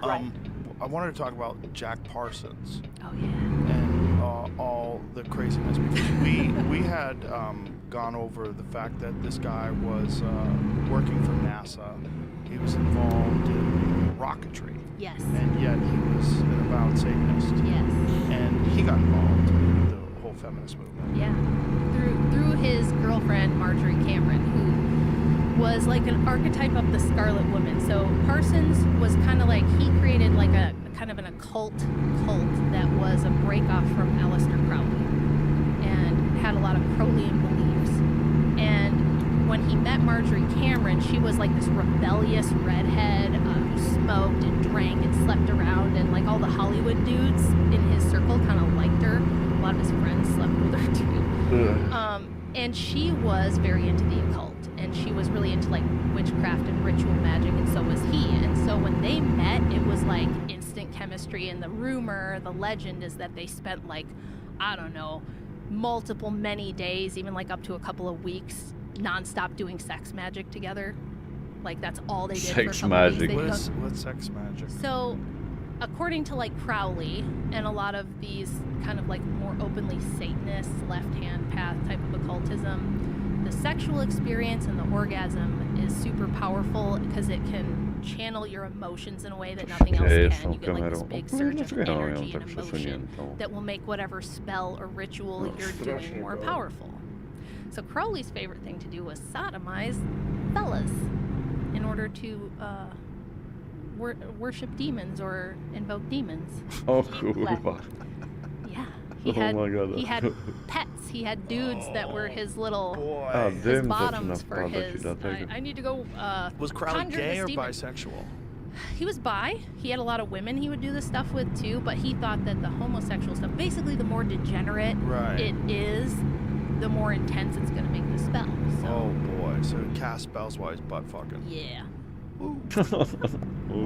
And then you add a little bit of hallucinogenic drugs in there too, And so that's where you really get the good stuff. what impact did all these people have on feminism? So, I mean, Parsons was also friends with the guy who came up with Scientology, Hubbard. Yep. Yeah. And they actually fought over Marjorie Cameron for a while. And when Parsons died, because he blew himself up, at home working on a rocket, he blew himself up.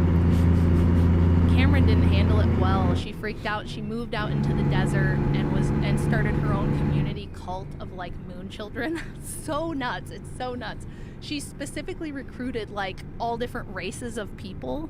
Like she focused on finding dudes to impregnate her supposedly to make moon children who were gonna like bring the Antichrist. And they'd go out into the desert and live on this ranch together and do a bunch of peyote. And she made like art. I have some of her art in the book. This crazy, weird looking, crazy art.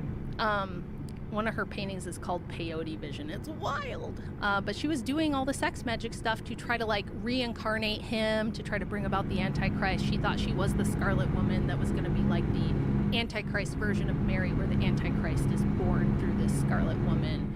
And it's references to Babylon and the end times in the Bible and all this stuff, which Crowley did all that stuff too. And she was a feminist icon because this stuff goes along with being rebellious. There's a reason there's like an archetype of feminists, like a stereotype that they have daddy issues. they're man haters with daddy issues, because they kind of are. It's usually like they're very against God, they're very against their dad. Like, you can't tell me what to do. You're not the boss of me. I'm a strong, independent woman. I'm going to get what I want. Jesteś I moim use my tatą. sexuality to do with it. It's like a very recurring theme of using sexuality, because women don't have the monopoly on force. Men do. So what do women have to get power? Sexuality and the power of like determining who gets to reproduce. Did you know that we all have twice as many female ancestors as we do male ancestors? So throughout history, genetic studies show that twice as many women have been able to reproduce as men, because that's where our power is. Our power is, if you're a fertile female, someone's gonna fertilize you. You don't have to be special or do much. As a man, you have to compete. You have to have resources. You have to outcompete the other men who are trying to get the female pregnant, that sort of thing. And a lot of men historically died in battle really young, or doing dirty or dangerous jobs. You know, they died younger a lot of times. Or in war. And then you'd have war brides, you know, so they'd get impregnated again by like the enemy who took them back to their homeland, that kind of thing. So yeah, we have this, that's where women feel that their power lies, is in sexuality. That's why every pop star and every movie star who's a famous woman, for the most part, there's a handful of exceptions, but most of them, they'll do anything to stay hot. You know, they're trying to be sexy at 70, like, who was that? Jane Fonda? Sexy at 70, sexy at 80. You know, she's going to be sexy forever. Hearing bones crack. Ow, my hip. Yeah. Yeah, it was like, I mean, Jennifer Lopez is kind of doing that too. She's had how many husbands and engagements and divorces, and she's still out there in the thong shaking it on Vegas, you know, and her Vegas shows and stuff. And yeah, she looks good. She's got endless money to do endless things to look good. Lord knows what they're doing, but that's where women think their power comes from. So Cameron was like big into pushing this into the California like counterculture in the 60s. And at the time this was like, well, in the 50s and 60s. So like even people like Sammy Davis Jr., who's another guy that said he was a Satanist. Sammy Davis Jr. was a Satanist? Hanging out with Sinatra? Yeah, that's what he said. Wouldn't Now, they- you wonder sometimes if they just say that for shock value. I don't know. Right. Or maybe they had fun parties. Oh, they definitely had. They were having Diddy parties before Diddy was around. You know what I'm saying? So Cameron was the it girl in the counterculture in LA, and her art was really popular and stuff. And there's a lot that kind of came out of her popularity that went into the mainstream later, in like these Scarlet Women archetypes of like the sexy bad girl who's rebellious and is undomesticated and unattached. You know what I mean? And that's become the cool girl now for a lot of people. And that's why, like, you'll see celebrities talking about, oh, I've had 4 abortions. Yeah, so what? I do what I want, and I'm not going to be held down by no man or no baby. I'm a strong, independent woman out here, and I decide. You know, that's why you see women screaming about how abortion is great. They go to these rallies, and they're just like screaming the most horrible things. And I think if you convince enough women that motherhood and having babies is like this horrific, oppressive ball and chain, which is what my mother was convinced of. She was totally convinced. She said to me once, having children is the worst thing that ever happened to me. No offense. She said, no offense, but it's the worst thing that ever happened to me. And I asked her once, I was like, what is it that you would have gone and done, you know, if it weren't for having kids? She had no idea. She had no answer. She just knows that it would have been great.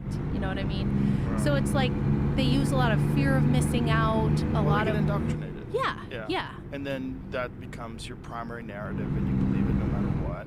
Mhm. And you just default to that no matter what. Yeah. And all your discomfort is because of this thing. Yeah. You've already identified this is the problem. Patriarchy, men. I got saddled down with kids. Yep. That's why I'm miserable.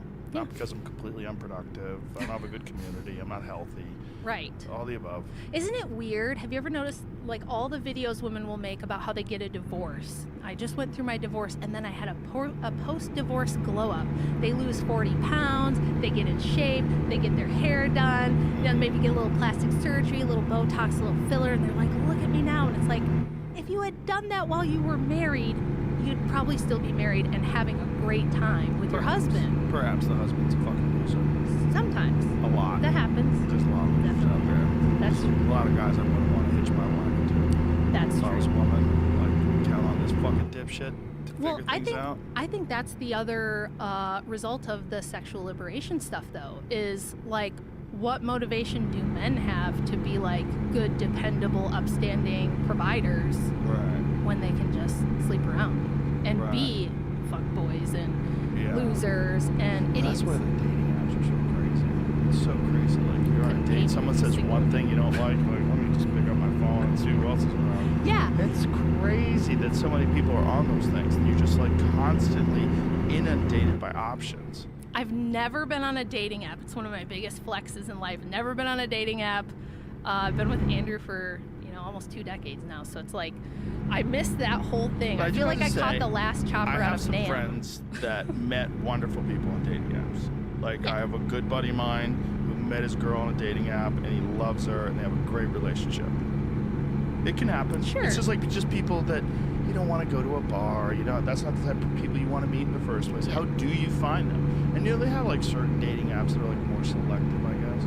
Yeah. About like what are you into? Try to pair someone up who's like-minded. If you're alone and you're busy with other stuff and you find it very hard to meet someone, I would imagine it's really interesting. But then also, Yeah. if you're a young person and you're just trying to bang it out there on the streets, and you got 14 people hitting your inbox and you pictures of your abs and you fucking flexing or whatever it is, that is chaos. And I don't think people are supposed to have those kind of options. No, you didn't.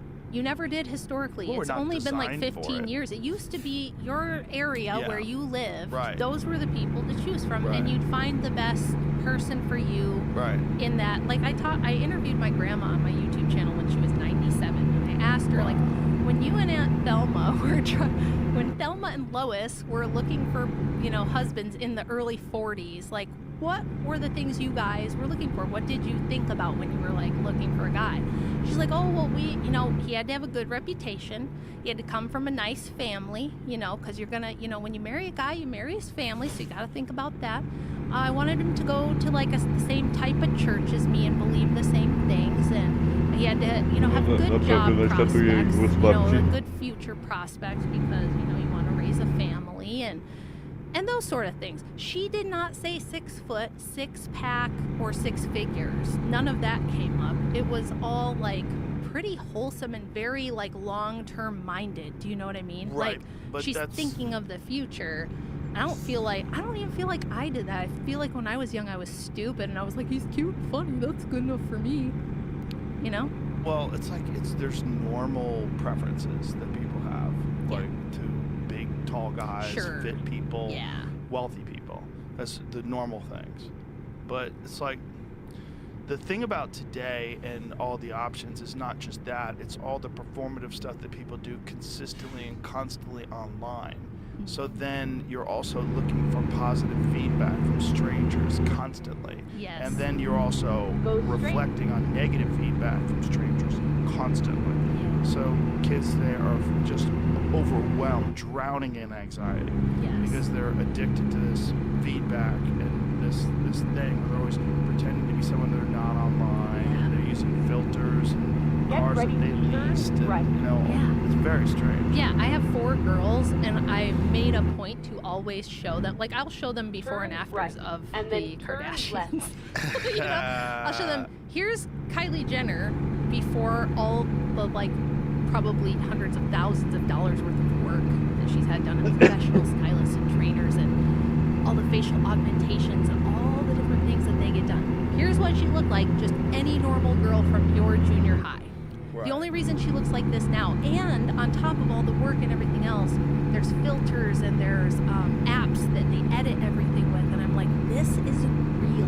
Right. Because I remember growing up in the 90s, I don't ever remember thinking a whole lot about what my butt looked like, if my nose was too big, like all the things that they hype. These girls pick themselves apart today. Yeah. It's terrifying. It's like heartbreaking. I think boys do the same thing. They're like, I'm short. It's over for me. I might as well self-delete. I'll never be anything because I'm short. And I'm like, Well, what percentage of guys are incels today? It's kind of nuts. It's pretty high. It's really high, like higher than there was a percentage of men that don't have any sex at all right now. Left. And it's nuts. But it's that thing. It's like 20% of the men are desirable to 100% of the women. Right. And those 80% of guys are fucked. Yes. Yeah, I don't know what we do Turn about that. left. I don't have a great answer for that. I've tried kind of like talking, like I'll go on the whatever podcast once in a while and kind of like ask girls probing questions about that. Like, do you think it's possible that you could be missing it? Like, if you're 22 and you won't date a guy because he only makes 50 grand a year, it's like, yeah, well, my husband only made 40 grand a year when we met, but he makes way more than that now. Like, you used to grow together, Get ready to and having a turn family left. really motivates a man to like hustle and grow whatever it is that he's doing and try to be Yeah. better. But it's like if you're Turn 22 and you're left. like, I won't even look at you unless you make 6 figures, you're missing out on a ton of great guys. And it's like, what exactly do you want? What are you looking for? And they don't even know. Like, Well, they're kind of programmed towards hypergamy today, right? Yeah. It seems like they're programmed to go after the super successful, hyper successful people and not think, oh, I'm developing a relationship with a man and we're going to grow together. yeah, and they have it. This is true, and we know there's problems with men, but we talk all the time about problems with men. And I think what we tell Right. women is, And then you're perfect how right. you are. You are a goddess, girl, and you don't have to change for anybody. That's Right. that's what we tell But women. then, how many of those women are now on Ozempic? I know. That was crazy. All of the body fat- positivity yes, women all are the all like influencers. 120 pounds now, and they look All like of they're the making fat weight is- at the UFC. Yeah, all They're the like fattest, sucked beautiful in. influencers are now just like Skeletons. Yes, and it's like, so aw, fucking strange. kinda gave the You game see, like away. Kelly Osbourne on TV. God bless her soul. I don't know if she's doing that, but I know a lot of them. They just get Megan so Trainor. thin. Megan Yeah. Trainor got popular on a song about being a little bit chunky and having a big butt, and that boys actually like that better. And the minute she can get a GLP-1, she's like, never mind, Yeah, I'm gonna be skinny now. A lot of people did it. A lot of people did it. Lizzo did it. Yeah. Yeah. It's but it's this thing I always say to men. You know, they tell me like, oh, I don't want to do Why do you waste all your time doing that? I go, if I can give you a pill that could make you really strong, like instantaneously, really strong, and able to like strangle men, like you could kill people with your bare hands, you wouldn't take it? Do you want to be vulnerable? Do you like it? Well, there's no pill, but if you just work, you can become that. You can Oh, I'm become not a gonna do different work. type of Yeah. man. Yeah, Like that's possible. yeah. But you don't want to do it, so you want to dismiss it as being silly. Well, why would it be silly to Get have ready to turn power? left. It's to have strength, to have a physical body that can like move things around easier, that can hold people down if you have to. If there's something terribly Yeah. wrong, you can defend yourself. Why would you not want to have that? Well, everybody wants that. It's Turn just left. it's an incredibly long path to get there, so they're fucking scared of it, so they dismiss it. Yeah, it's the same thing as raising kids, right? It's Yeah. like, so I lifted weights for, it's been like 18 years. And there were periods where I was really lean and I looked fantastic. And then there were periods where like I lifted all through my pregnancies and everything. Thank God. And I highly recommend it, because if you don't want to have like a lot of the complications you can have post-pregnancy, like pelvic floor issues, Muszę coś zrobić. birthing To jest issues, za daleko. Nie get mogę- really strong mogę- and squat. Heavy, be able to do some heavy deadlifts and Ja stuff, muszę all bokiem that patrzeć. stays really strong and it really helps with your health. I had a doctor that told me I was going to walk again Nie widzę za after my bardzo z tej 4th baby because kabiny. my pelvic bone separated when I birthed her. Right. You're not And gonna then go walk. turn Yeah, she was right. like, you should just get a walker. Oh my God. You're not going to be able to do That lady much. was so I know, I was callous. like- That's so crazy. There's Well, no rehab. There's turn nothing right. you can do. By that time, I knew that most doctors give you advice based on liability. They don't want to get sued. She doesn't want to tell me to go squat because what if I hurt myself and then it's her fault, It's whatever. so funny. you So say I just that. went right back to, I'm just going to start with like literally lifting my legs in bed. And then I progressed. And now I've got nothing wrong with me. I'm super strong. I'm fine. But it's the best thing to do. And through all those years of lifting, even when I was a little too chunky, like after my son passed away, I gained a lot of weight. I could not care about myself for a couple of years. I just couldn't bring myself to do it. But I still went to the gym Keep because it right. kept me sane. And then it did go more straight. for me mentally than therapy or anything else other than prayer. I would say prayer would Go be the number one straight. thing, gym a close second. It was a really great way to battle out all Keep of the left. really strong, And then crazy turn emotions that left. I had. Just one more rep. You know, Well, and, that's- until you're so tired that it's like a lot of Turn the bad left. feelings and stuff you have some clarity and you can kind of figure it out. You know what I mean? Yeah, that's one thing that I think would be a good way to develop more men is to encourage them into doing difficult things. Yes. Difficult, hard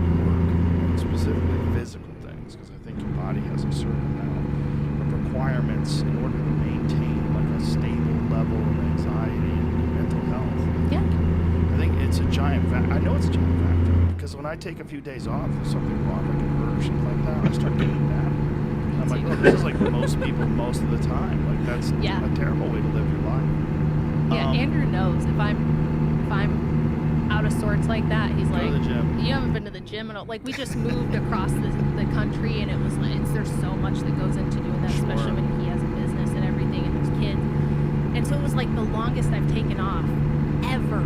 I want to say, like even with kids and surgeries, I didn't have to take off that long, and finally got the home gym put in. And he's like, oh, you're normal again, great, you're mentally balanced again. It's great for women too. If you're a woman that struggles with depression and anxiety, try pushing yourself really hard in the gym and you'll find out what you're made of. It doesn't mean you have to be stronger than dudes. You're not gonna get huge muscles because you don't have enough testosterone to do that unless you're taking gear or something. But get in there and work out, and then you have the added benefit of it's gonna help you through childbirth and pregnancy. As you get older, you're not gonna be fragile and need your kids to take care of you all the time. You know what I mean? Like my parents both have terrible health, and I want to avoid that. So I'm trying to be like really proactive about keeping myself healthy, avoiding heart disease, diabetes, all these things, so my kids don't have to have a power of attorney and take care of me. You know? Is there anything else you want to cover in the book? It's a really, I didn't need to read it. I listened to it. The guy who's reading it was a very odd voice. It was very odd. I really wish you read it. I want my husband to narrate it. Oh, I've asked great. multiple other people to narrate it, and I can't get anybody to do it. I would love to do a reproduction. He actually did that for free because he thought that's it was, nice. he was like, this book is so important. I'm happy to do it. He just sounds like he has a bit of a sinus infection. I Yeah, guess. he's got an odd voice, Yeah. which is fine. But it's just like the information is very fascinating. But I always wish people read their own book in audio. Yeah. You know why I didn't? Because I think I sound like Lois Griffin and Sarah Palin had a baby. And I don't know that anybody wants to listen to Well, hours of my They voice. do. I'm sure they do. They're listening to it right now. Well, You have maybe a I'll do normal it. voice. Maybe I'll it's do it. all in your Okay. own head. I have this upper Midwest, like all guy, you know, like That's oh, fine. You're from the upper Midwest. Doesn't matter. But the point is, it's like it's interesting because this is your work. It's Yeah. your perspective. You know. Yeah. And it's really good. Yeah, There's a lot. I'd say if I gotta say anything else about it, I did not write this book, nor do I talk about these things or debate feminists because I hate women. I do not hate women. I love women. I'm a woman. I have daughters. I have women in my life that I love. And That's a crazy narrative. yeah, well, and people think, they'll say like, why do women act so crazy nowadays? Why are they all so crazy? And it's like, what do you think would happen if you took any group of humans and you said, you are perfect the way you are a goddess, you are strong, independent, whatever you are, you don't need to change, there's nothing to be improved upon, and if you do something wrong, it's only because a man somewhere hurt you or did something bad, and that's the only reason that you would do. Like, we've removed accountability, we've given women more power than the balance. I think there was a balance already before feminism, because you had women with the power over reproduction and mate selection Wszystko się and dzieje z sexuality widzisz. and motherhood, and all the influence they have over men through those things. And then you had men with the monopoly on physical force and probably like political force and things like that. So there was kind of a balance, and what we did with feminism was we just completely threw it off. And now we're like, no, men, you stay down, you be quiet, you're toxic, you're bad. Like schools, public schools are terrible for boys. Oi. Sit down, be quiet, be like Susie. Just use the highlighter and organize things by color and be quiet and still and soft and nice. And, you know, we HR manage boys to death now. And so we've thrown the balance off, and what we've done is give women all this power, but taken away all the accountability. And it's like, why would you not expect them to act a little crazy? Why would it not kind of spoil them? And I don't think women are inherently bad. I think what feminism has done has made them a worse version of who they would be otherwise. I think we need accountability and responsibility. We need to have some self-sacrifice in life. We need to have the same inherent human struggle that men have and that all people have had, and we did before. So every time you look in history, this is a key thing. If you are arguing with feminists, you're looking at history and they say, look at this horrible thing, women couldn't have this or women didn't do that. or there was stigma around this. Ask yourself, was that also true for men? Because it always is. It always is. Men didn't have this glorious, carefree existence, free of responsibility, where they had all the power and control, but none of the accountability. That's a lie. That's a myth. But we've convinced women of that. So now we're trying to flip it the other way. And yeah, women are acting crazy. We have Bonnie Blue, and we have like all these crazy OnlyFans girls, and like the only women online, besides me and a handful of others, are boss babes and OnlyFans chicks and Instagram models and blue-haired screeching feminists. That's what we've ended up with. So it's like, I wrote it because I think feminism is bad for women. Right. And I think it would help them. I think it's bad for everyone and kids. I am no longer willing to sacrifice the welfare of children on the altar of feminism. Ever again. I won't do it. And if you want me to throw kids under the bus so that women can do blah, I don't care what it is. I'm not going to do it. I want to see kids growing up in loving families with both their parents. I want to see the community again. I want to see families again. All the great stuff that we all lost from that. The loneliness epidemic, all the depression and the anxiety. Women have higher rates of substance abuse than ever in recorded history right now. 26. Don't men also have higher rates of No, substance it's actually abuse? stayed pretty static with men. In fact, like Gen Z boys hardly ever drink. Like the marijuana, I but what think they about use more. But opioid addiction? the opioid epidemic is pretty much both. Because I think it's kind of medically based. A lot of people get something, They get surgery hurt. or whatever. Yeah, and then they get hooked. Yeah, and they get hooked on it, and then they got to go looking for it Yeah. elsewhere. But women, we've never seen as high a rate of fetal alcohol syndrome in babies as we're seeing now. And alcoholism is much worse for women. Our bodies are smaller. Our livers don't handle toxic amounts of alcohol even as well as a man. It's bad for men. It's Right. even worse for women. 26% of American women are on at least one psychiatric prescription drug. Yeah, That's nuts. that's nuts. And they did something there in my book. That's I covered exactly nuts. a big study called The Paradox of Female Happiness. And this came out in 2008, I think, and it made huge waves, where they did this giant survey of women. They had done one in the 70s, and they were repeating it, 40 something years later to see, like, okay, we've had a lot of feminism. Are women doing better? And on every metric they measured, women reported being less fulfilled, less happy, and less content than they did in the 70s before they were, like, fully liberated. And they give a lot of reasons as to why, the burden of having to juggle work and home and the expectations of versus reality of what feminism sold them and things like that. And then they did a repeat study several years later that was even more comprehensive, where they went to other countries and other societies, different types of places, and did another survey about women's happiness. Because now feminism is pretty global. There's only a few places in the world where it hasn't really taken hold yet. So they were like, we should check other places. And the authors of the study opened with something that I thought was kind of funny. They said, regardless of where you look, culture, economic status, religion, it doesn't seem to matter, women everywhere and always are less happy than men. And they said the reasons for that are somewhat biological. We have like hormonal fluctuations that men don't deal with, things like periods and menopause and all that sort of stuff. And we're just less emotionally stable. Women experience 3 times the mental illness that men do.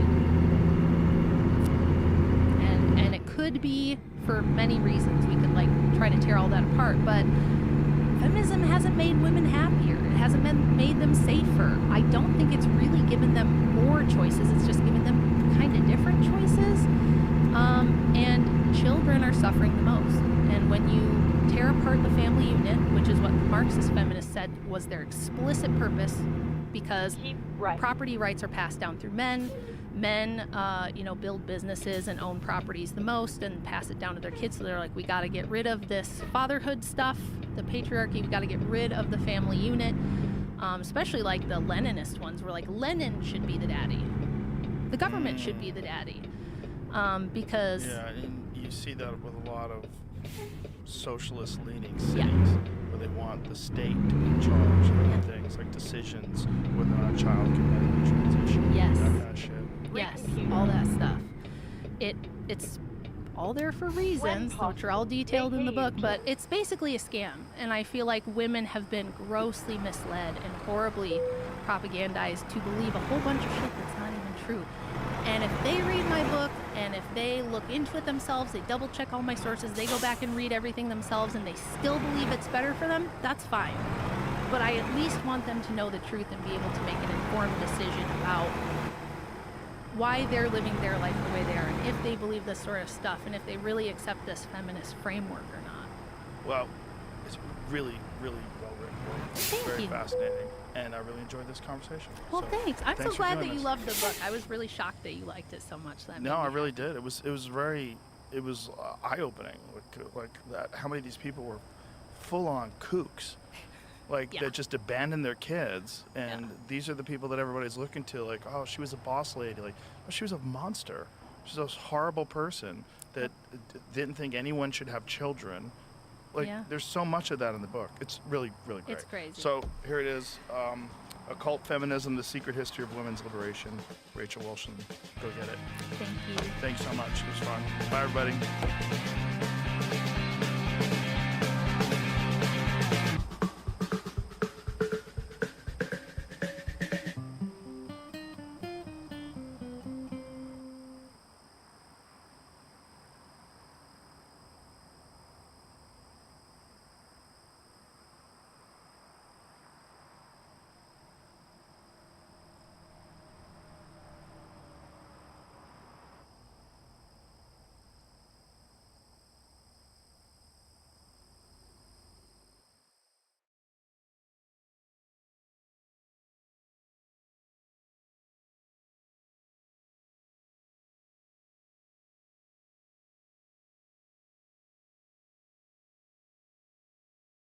No.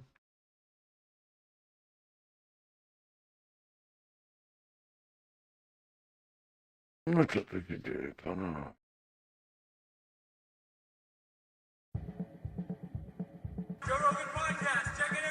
The Joe Rogan Experience. Train by day, Joe Rogan podcast by night, all day. All right, we're rolling. What's cracking? Oh man, my back just now. It's just like, oh, these chairs. It's fantastic. What is going on with your back? You've had back issues in the past, right? We Oh, yeah. talked about that the last time you came on. Well, I was born scoliotic, you know. Yeah. So it's like I just bought my own pen along so I could click the shit. Here, take all devices away from me. I can't believe you remember. You remember clicking on the pen? That's Oh yeah. hilarious. Oh yeah. I'm a fidget, you know. So I let me take everything. It's not good. Oh yeah. Born slightly scoliotic, and then of course I banged myself up. Of course. Do they do anything other than surgery for people with scoliosis? They do, because I don't want to do surgery. Once you start opening stuff up, Yep. Especially the back. The back's a rough. I've never met anybody that had like fusions or anything where it turned out good. like Hippocrates, you know, the father of medicine, he said, in any ailment, look first to the spine. And it was like, he's kind of right. Yeah. It emanates from the core. Well, if your back is fucked up, everything's fucked up. Yeah.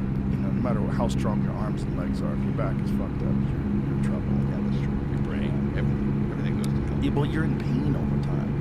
People with back problems, like, they can't think straight because you're always like, You know, it's always. There's a gift to not thinking straight.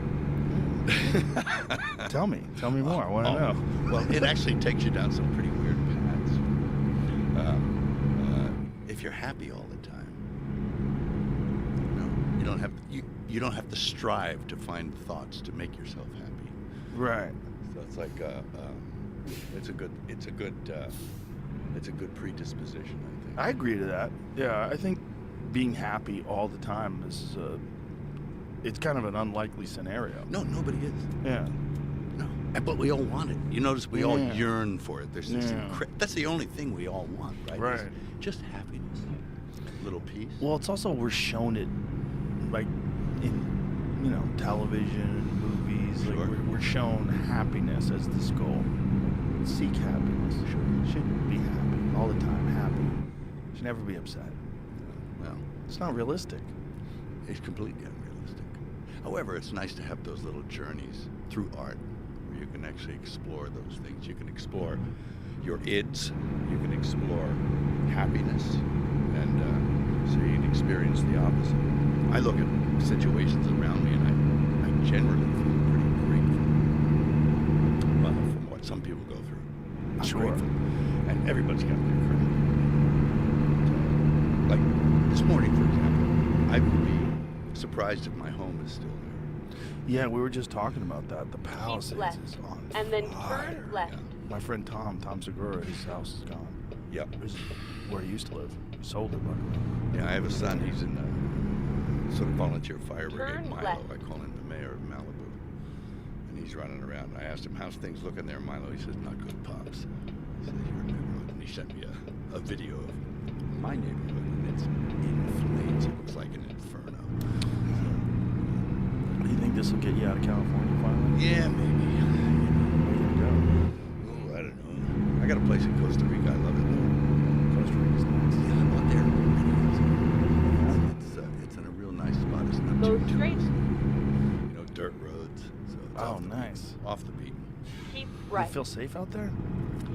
Pretty safe. I think. Look, no place is safe. I mean, you've got the Darien down there. You know. What's You got- that? It's kind of in the what's the next country down? Panama. And there's this no man's land where the Colombians come through. All kinds of dirty dealings in the jungle with who knows, drugs and mules and Yeah. yeah. So it can be dangerous, and I've heard of danger. You hear about somebody getting chopped up by this. And Costa Rica it's actually a cool place because it never had a culture of death like a lot of the Central American countries did. They have a culture of death. Even Mexico, tearing people's hearts out and Aztecs. all that sort of stuff. Yeah. Aztecs were like the Romans, the Mayans were like the Greeks, but they all sort of dabbled in some stuff. Costa Rica always had a policy where they, it was like the Switzerland of Central America, emphasized education and health, and everybody's literate. It's kind of interesting in that way. But it deals with its own little troubles, Yeah. Well, like every country, corrupt. anywhere down in that part of the world, it's just like there's so much sketchy shit going on all around you. Yeah, there can be. Yeah. Yeah, one has to be forewarned, forearmed, all that. So I have a nice place to. Yeah, I have some friends that have a place in Mexico. And I was like, don't you ever worry? Yeah, I worked in Mexico a couple of times. I was down there. And it was in Veracruz. And apparently, people were rolling heads into bars and stuff like that. Rival gangs and stuff. And they said, "I'd go for a walk." And Go straight. they'd say, "You're crazy going for a walk. You'll get kidnapped." I said, "I'm not going to get kidnapped. I'm the guy that pays. You're going to get kidnapped, and I'm not going to pay your ransom." So it's like I never felt insecure jedzie. in that way. And Jeszcze if teraz? something's going to happen, it's going to happen. Yeah. If your number's up. I know. I used to watch guys who Obie do what I do for a stary, living. They no have pan. a phalanx of bodyguards around them, and like for security and stuff. And I used to have that stuff for a little while, but Trochę it go doesn't tam make any difference. podrapałem. You're gonna be okay, Okay. or not. Or not, right? Until you're not. Until you're not. And everybody's gonna be okay until they're not. I got in a dodgy situation where I acted crazy. Yeah. Yeah, Well, if you act crazy, especially if you are a little everybody crazy. knows. They know. You're in a stress mode, so you actually get angry. If I feel like I'm threatened, I get angry, which is what happens, and then you get really in people's faces. And I think this guy's crazy. But all the old cultures thought that, like when there were people traveling across the Great Plains to go west, you acted nuts, they'd leave you alone because they didn't want your evil spirits. Oh. So what happened with you? Nothing. They left me alone. Where was this? Oh man, I was in a bad neighborhood. It was when I first got into LA, and I was to go to dinner with Costa Gavras. He was a Greek director. I went the wrong way. And it was before they had, phones with Right. all that stuff. So That Thomas guide. it was the Thomas guide. Anyway, I wasn't guided well by Thomas. I ended up in the wrong place. And then my muffler fell off. And I was driving a Mercedes, pretty nice sporty car. And I thought, and I had the wife in the car. I pulled into a side street. The sun was going down. And as I got out of the car, I thought, I gotta fix this muffler. I can't just drag it. People started coming from houses. And they came up to me, and I saw them coming in the rearview mirror. And I jumped out of the car and got in their face. And I said, what the fuck do you want? Because I felt threatened. Right. And and the guy said, man, I'm just looking for some money. You got any money? So I was being mugged. And it was like, I thought, I'll think about it when I'm fucking finished. Finding a new route. And I opened the trunk. And this is the Get weird ready to part, Jill. turn left. I will never quite understand this. I opened the Turn trunk to left. see what I could find to help me put the muffler back on. And sitting there, the only two things in the back of the trunk was a pair of wire cutters and a coat hanger. It's exactly what I needed, and I don't know why it was there. That's weird, isn't it? That's very weird. So Very you used the coat hanger to wire up your muffler? Yep. I cut a piece of wire, wired the muffler up. The whole time, more guys are coming. Jesus And Christ. they're standing behind me, and I'm feeling like, oh. And anyway, I get up, I finish the muffler, slam, and I'm acting mad and crazy the whole time. And I think this guy's nuts. And I get back to the car, and my wife gives me a handful of cash. And I thought, what's this? She says, it's just 5s and 1s, give it to me. So I threw it and drove off. But it was like, it was looking hairy for a minute. And you never know. What year was this? Oh Right. my God, back in the 90s. Fitness isn't just about what you do in the gym, it's also about your nutrition. But even with the best diet, some nutrients can be hard to get, and AG1 can help fill those gaps. AG1 delivers optimal amounts of nutrients in forms that help your body perform. AG1 makes foundational nutrition easy because there aren't a million different pills and capsules you have to keep track of. It's just one scoop mixed in water. It's such an easy routine to keep in the mornings. Ingredients in AG1 are selected for absorption, nutrient density, and potency, and are intentionally picked to work in sync with the whole formula for optimal impact.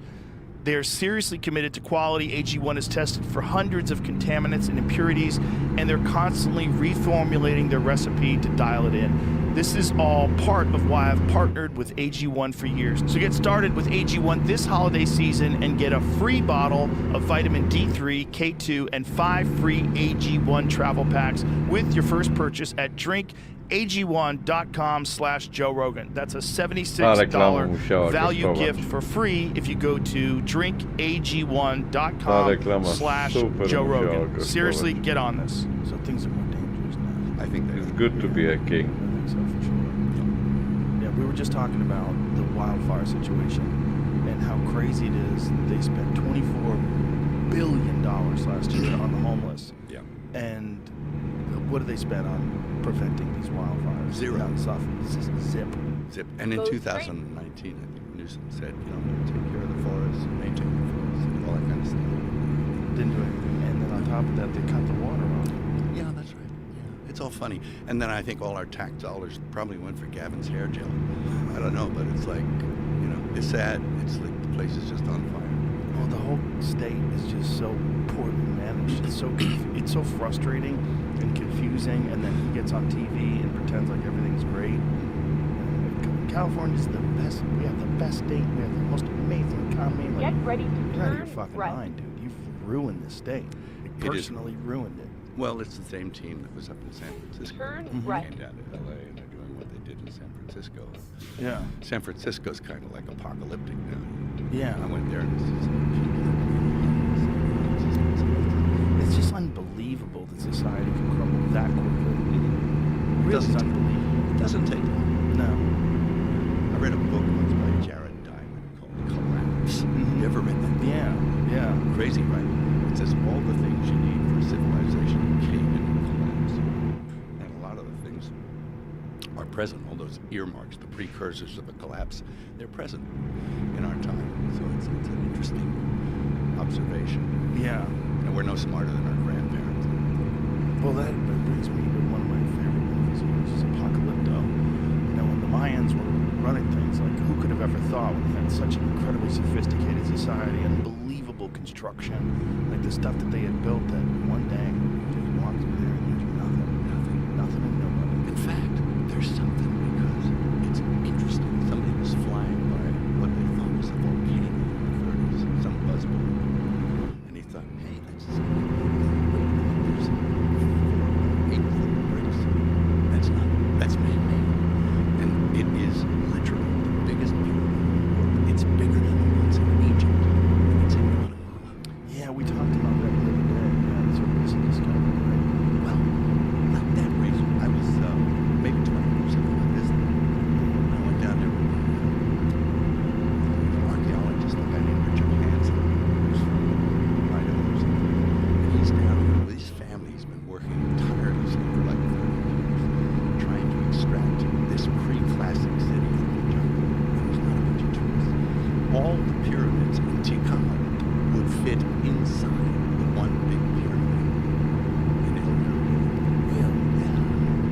Pirate. Yeah. So that tells you that the So it has to be true. civilization is bigger, grander, and more sophisticated than the civilizations that came after it. Yeah. Pretty interesting. Well, it is unbelievable how, like, when the accounts of like people that visited Mexico and visited the Aztecs, like what the markets looked like and how insane it was and how gorgeous it was, and it just Yeah. Disease. I don't know if it was disease or what. I think the people were dissatisfied. It would have been hard for Cortez, with his limited numbers, to actually take over a civilization like that, unless they kind of happened upon a civilization that was pretty dissatisfied with the way they ran. So I think they had people to help them. So I'm sure. when you're making a movie like Apocalypto, that's a crazy undertaking. You're making an entire movie where there's no English in it at all, and it's a blockbuster. Yeah, that's cool. It was fun.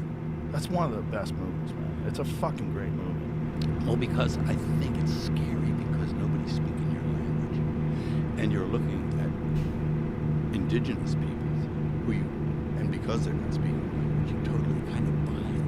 And you can buy the horror and the primal nature of the story you want to tell. And really, it's just a series of fears, one after the other. You know, being chased by scary guys, eaten by wild animals, you know, hit by blowguns. It's all like a series of these things. But I think basically what I was doing was trying to talk about our time now and the civilization that we live in, and how close are we to collapse, and what are the things that lead to collapse. You know, it's environmental stuff, it's human sacrifice. Yeah. We do that. Kinda. We do. Yeah. We do. We just dress it up. Yep. And when you find out medications are killing people, you keep prescribing it. And they do it for money. That's kind of sacrifice. When you find out that wars are irresponsible, They're not just wars. not just, they're for money. We send our young people over there to Yeah. die. Mm-hmm. Sometimes for good reasons, sometimes for not. I mean, I love this. I love the warrior. I do. I love the warrior, but I hate the war. And We hate an unjust war. yes. Yeah. Anyway, it's a mess. But the human sacrifice aspect is alive and well in our society. It really is. It's just dressed up in a different way. Yeah, rhetoric around it.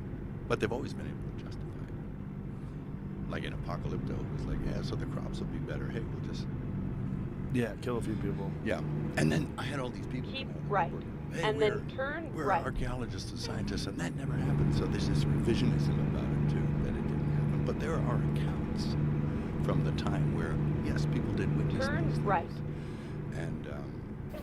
And of course, I had a bunch of battery of archaeologists and scientists and professors on my own that say, yeah, well, this stuff did happen, and here's the, you know, the depictions of it in paintings and images, and you know, so it did happen. So, When you set out to make a movie like that, like, first of all, what brings you to that? Did you get the script first? Like, was it an idea that you had in your head? it was, it just came from in here, and I was working on something, and a buddy of mine said, so what do you want to do next? I said, something. I always wanted to direct a chase film. He said, what kind of chase? I said, a foot chase. He said, what? I said, yeah, people chasing you. I mean, there's something kind of primal and scary about a foot chase. And I think in order to have a foot chase, you can't have a society where there's any kind of cars or anything like that. Otherwise, you have a car chase. But I want to film a foot chase like it's a car chase. And he said, oh. I said, what are you thinking? I said, well, I'm thinking if you go back before Columbus discovered America, you know, and it's like people assume that Columbus discovered America and then life began. I said, I want to know what was happening right before he got there,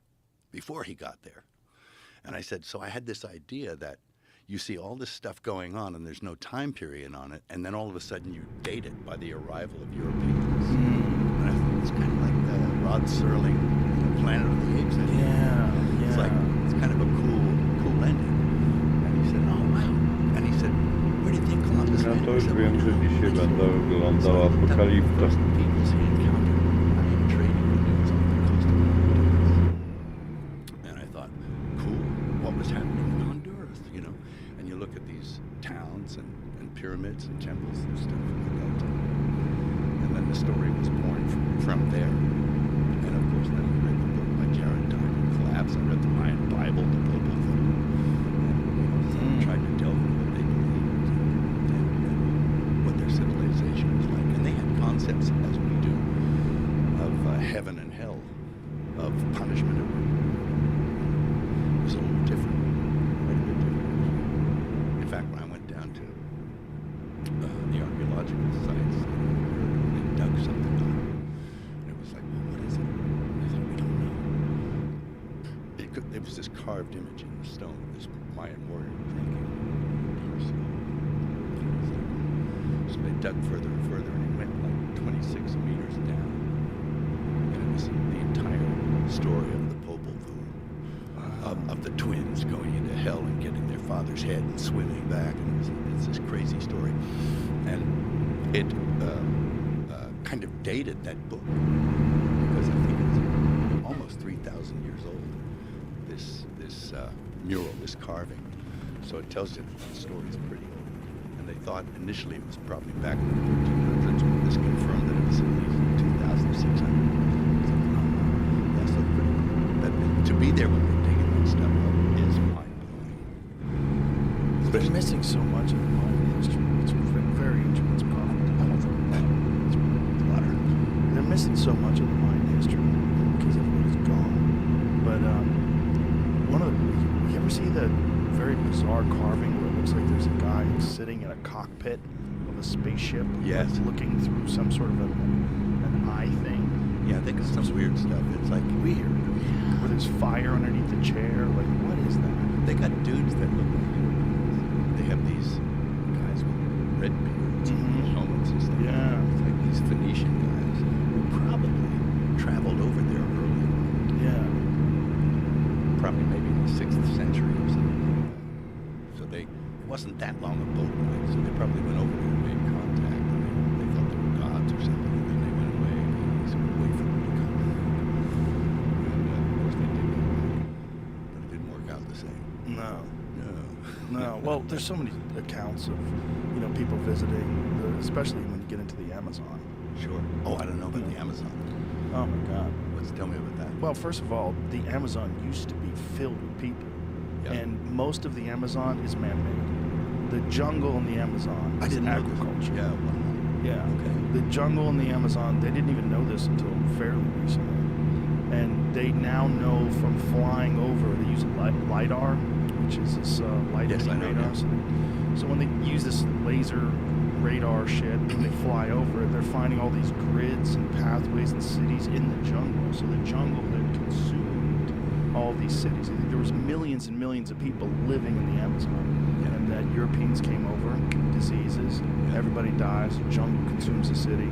People come back 200 years later looking for it, like the lost city of Z, like that story. You're right. Yeah. They go back to look, and there's nothing left. Guns, germs, and steel. Yeah. Yeah. Great. Yeah. Right. And then That's fascinating. exit I'll right. have to look into that. And we're going through all those things right now. Guns, germs, and steel. Oh yeah. Oh my God.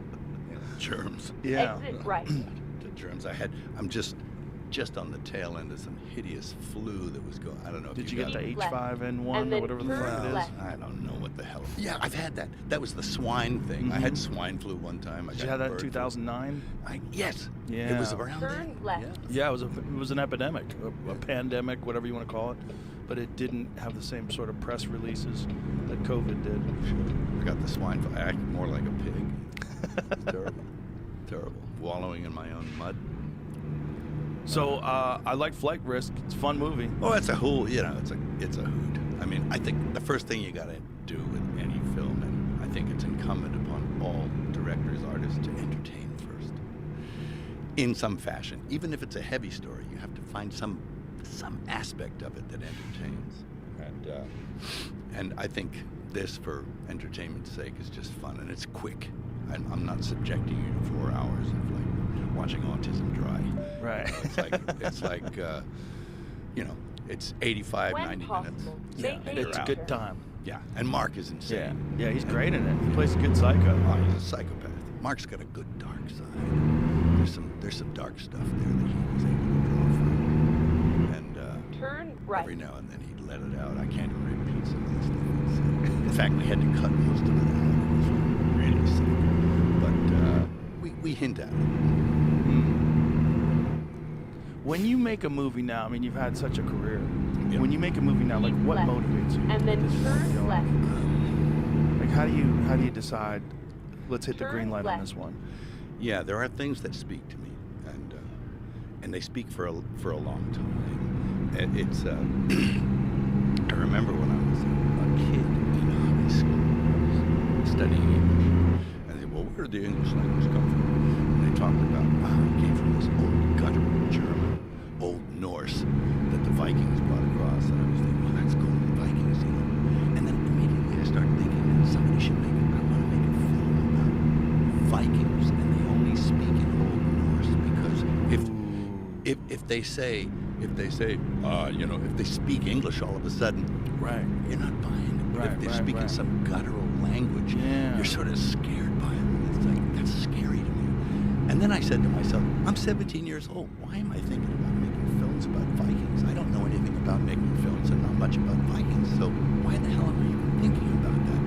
But that was something that was early on, was like a drive, I guess, to sort of depict things like that. So I did films in other languages, in Mayan, in Aramaic, in Latin. Yes. Yeah. And there's a power to that. I noticed when I was young, I used to go and watch a lot of foreign films. And I watched French movies, right? Or German, whatever they were, Spanish. I'd watch them and I'd think, wow, the acting's great in those. And it seemed better because Keep of the left. subtitles. Because Right. Yeah. more believable somehow. Right, because you're not hearing insincerity in their voice because you don't even understand what they're saying. Yeah, you just feel the emotions in the words. And it also it has to take your attention because you have to do another function. You have to read. Yeah. Which is another thing that sort of maybe blinds you to the flaws in the filmmaking, perhaps. So, you know, hey, it's a great trick. Yeah. It's obfuscation. There's a thing about reading it while you're watching it. It's like an added element of concentration.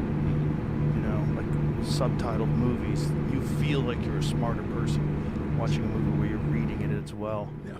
And there's something about the written word that's like, it's a pretty interesting thing to throw into the mix. I know when I first started it was kind of confusing, but then I got really good at it. And I think, especially with something like The Passion that I did, the written word was very important because it was, you got all those books in the Bible, you got the different gospels and stuff that people are quite Keep familiar left. with. Half the time they didn't even need to read their subtitles. They could look at it and know what's going on. Playoffs. We're talking about playoffs? You bet we are. Get in on the action with DraftKings Sportsbook, an official sports betting partner of the NFL. Scoring touchdowns is key to winning the playoffs, and you can score big by betting on them at DraftKings, the #1 place to bet touchdowns. Ready to place your bet? Try betting on something simple like a player to score 6. Go to DraftKings Sportsbook app and make your pick. New DraftKings customers can bet $5 to get $200 in bonus bets instantly. Download the DraftKings Sportsbook app and use the code ROGAN. That's code ROGAN for new customers to get $200 in bonus bets instantly when you bet just $5. only on DraftKings Sportsbook. The crown is yours. Gambling problem? Call 1-800-GAMBLER. In New York, call 877-8-HOPE-NY or text HOPE-NY 467-369. In Connecticut, help is available for problem gambling. Call 888-789-7777 or visit ccpg.org. Please play responsibly. On behalf of Boot Hill Casino and Resort in Kansas, 21 and over. Age and eligibility varies by jurisdiction. Void in Ontario. Bonus bets expire 168 hours after issuance. For additional terms and responsible gaming resources, see dkng.co/audio. That was a To jest crazy. jak naklejka na papierosy. It was a great movie, but it seemed like there was resistance to that movie, Oh yeah, no, there was. which I thought was very strange. There was like Hollywood resistance to that movie. Like, people didn't like that you were making it. It seemed No, like. yeah, there was a lot of opposition to it, and I don't know. I think if you ever hit on that subject, you're gonna get people going because, of course, it's a big subject. It's like, and my contention is, it was like you're making this film, and the idea was that we're all responsible for this. That his sacrifice was for all men. And that for all our ills and all the things in our fallen nature, it was a redemption. So, and I believe that. I actually am, I was born into a Catholic family. I'm very Christian in my beliefs. So I do actually believe this stuff to the full. So depicting that was an honor, but it was also, you got the daylights beat out of you. Yeah, because there's resistance, first of all, from secular Hollywood, where for whatever reason, Christianity is the one religion that you're allowed to disparage. Yeah. Christianity is the one religion where people, all these progressive, open-minded, leftist people, they'll embrace all these different religions until it comes to Christianity. And for whatever reason, that represents like white male, whatever it represents, colonialism, whatever it represents, it's negative. Yeah, sure, it's got a bad rap, and people do feel free to beat up on it. Mm-hmm. Even I do when I see it. It's like, when it's not fair, when I Right. think it's off. Right. Like, when they appoint some cardinal in some diocese, and he's been covering up for like people who are child molesters. Yes. Like Theodore McCarrick or Cardinal Worrell, or those kind of guys. I mean, Or the Pope. yes, Yeah. absolutely. I mean, Benedict. oh, not Benny. Well, he was covering up, but like, Yeah. so is the guy. Is he really? I thought he was like the more progressive Pope. Oh, he's very progressive, yes. But he's covering up for stuff as well. Well, they all are. I mean, it's a dark institution in a lot of ways because it's history. Well, the institution, it was instituted by Christ, but that doesn't mean that it can't be flawed. And there's a school of thought that says it isn't what it purports to be anymore. It's moved away from what it was intended to be and what it is. Right. And then exit right. Almost, there's a guy called Bishop Vigano who says it's a counterfeit, parallel. Exit right. And it's running an entirely different religion. I actually don't adhere to a post-conciliar Get ready church. to turn right. I adhere. Can you define what that means? Okay. There was an event that happened in the 60s. First, there was an event in the Vatican where they elected John the 23rd Pope, right, in 1958. I was 2 years old, right? He was elected, and there was a very funny thing that happened in the conclave. Usually there's white and black smoke that goes out of the chimneys right. to tell you we have a pope, habemus papam, and the white smoke came out. And everybody cheered, and they went crazy. And then about a half an hour later, black smoke came out. And never in history is that. Go straight. The white smoke came out, and then the black smoke. So white smoke means we found a new pope. Black smoke means no pope. That's right. They'd have votes. One reason or another, they'd have a round in the conclave. And black smoke would come out many times. Maybe it would take 2 weeks. But never was it known that white smoke came out, then black smoke came out. So what was the scenario? That somebody was elected, and that maybe something else happened. It was pushed aside as a So it was Power struggle. some kind of power struggle. And of course, the man who came out was a man called Angelo Boccoli, and he was John the 23rd. Now it's interesting to note that never had a pope taken the name of another pope ever before in history. But this man took the name of a known anti-pope from the 15th century that Cosimo de' Medici put in there as his own man. I'll get you in the chair, and then everything will be rosy. You know, everything will go good for business. Whatever he was putting in there for some corrupt reason. But and there have been corrupt men in that place before. There's Alexander VI and Julius II and Sixtus IV. I mean, some of these guys are, you know, they're not saints.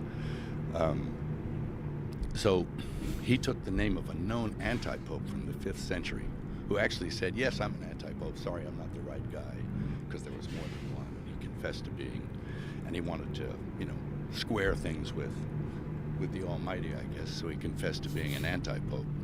And so he took the same name as that guy, John the 23rd. So it's interesting, don't you think? I mean, why would he do that? Well, whenever you have that kind of power, like I'm sure you've been to the Vatican, right? Yeah. It's stunning. It's huge.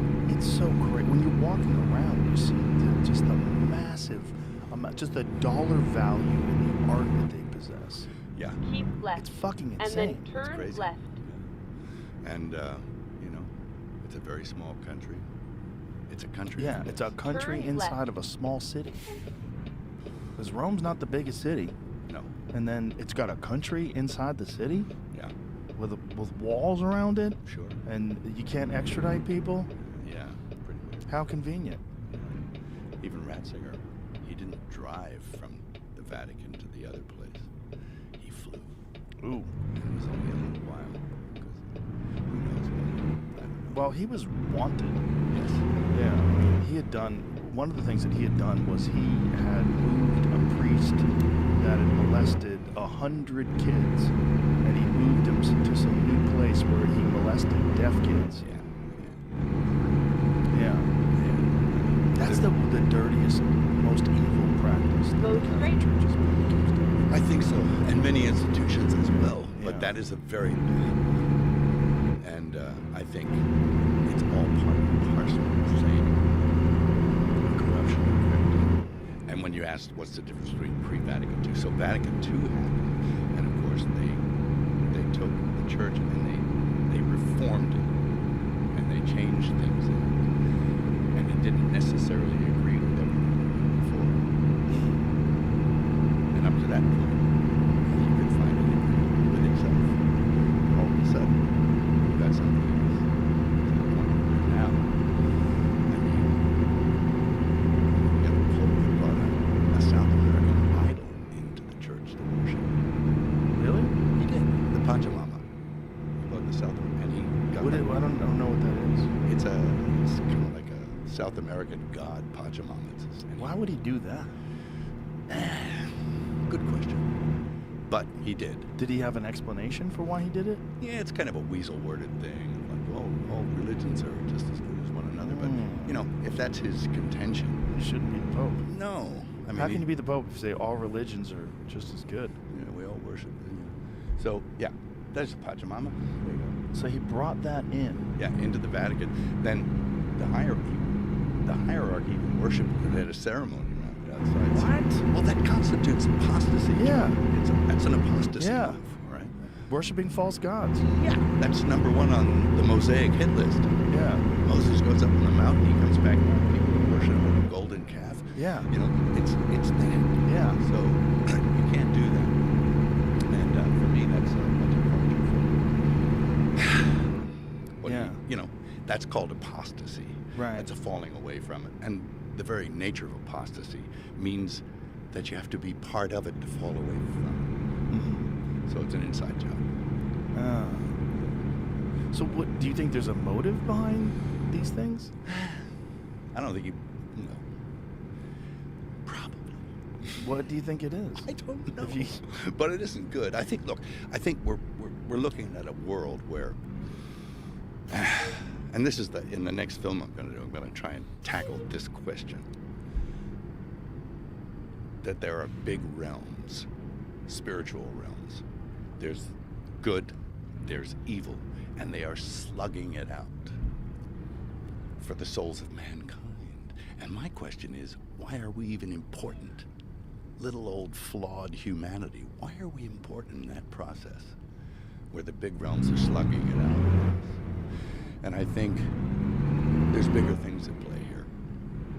And institutions that purport to touch on the divine are necessarily going to be affected by that slugfest that's going on between good and evil. Right. And sometimes it gives up ground.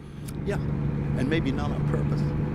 You know, maybe there's some deception involved or self-deception. Right. Like Co-opted. every morning when I wake up, I actually pray that I don't deceive myself. You know, because it's like, you know, your mind is a very funny place. I mean, I've always said, you know, it's your second thought and your first action that you're responsible for. Your first thought, throw it away. Right. But upon consideration, Yeah. second thought is what you're responsible for. Yeah. That's the difference between first degree and second degree murder. There you go. Right?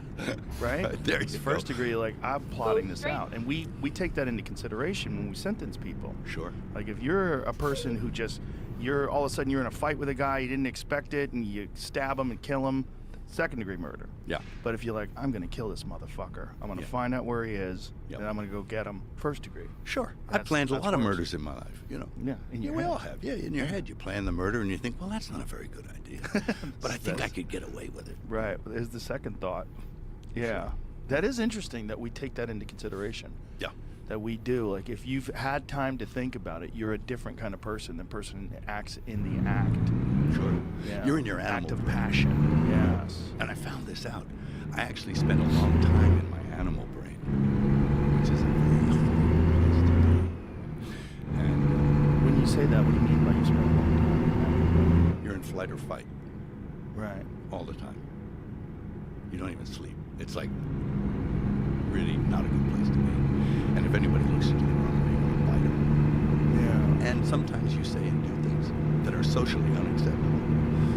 And, you know, I went and got a brain scan. This guy called Daniel, this brain. Goes He's against straight. all psych meds and stuff, but he's thinks, yeah, look at your brain. You put a radioactive tracer in you. And to photograph my brain. Right, He works with a lot of, MRI. yeah, he works with a lot of football players and guys who've Okay. had brain injury. Man, it's thirsty. But, so he looked at my brain and he was like, and he opens the file and I'm in there with the guy and he looks up and he goes, "Are you okay?" And he goes, first he went like this. And I said, "What?" And he went, "Are you okay?" Like that. And I said, "Yeah, I think so." Go And straight. he came over and he sat next to me, but very slowly and cautiously. And he said, "No, you're not." And I said, "What do you mean?" He says, "You got the worst case of PTSD I've ever seen." And I said, "You mean like even worse than guys in war and shit like that?" And he goes, "Yeah." And he says, "You're not okay." Jesus Christ. And I was like, I started to well up, you know, like, no, I'm not. You know, it's like, Oh, boy. And it was, he had a very miraculous and great remedy for it, which was to eat a bunch of fish oil, vitamin B Go complex, straight. and get into a hyperbaric chamber for 40 sessions. But make sure you do at least 2 or 3. It fixed me. Really? Yeah, it got me out of that wacky place. You know? So it was something to do with nutrition and oxygen and Yeah.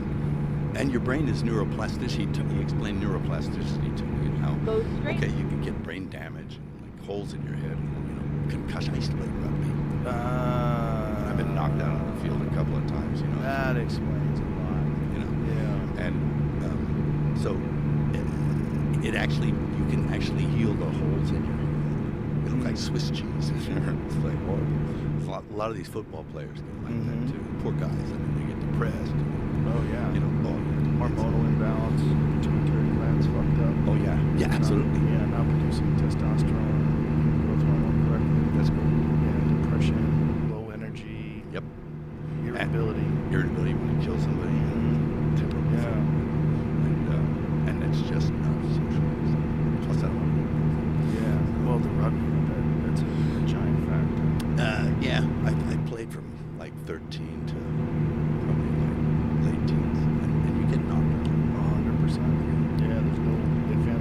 about that. Oh, yeah. Well, people don't realize that even shots to the chest cause brain damage. That's what people are realizing now.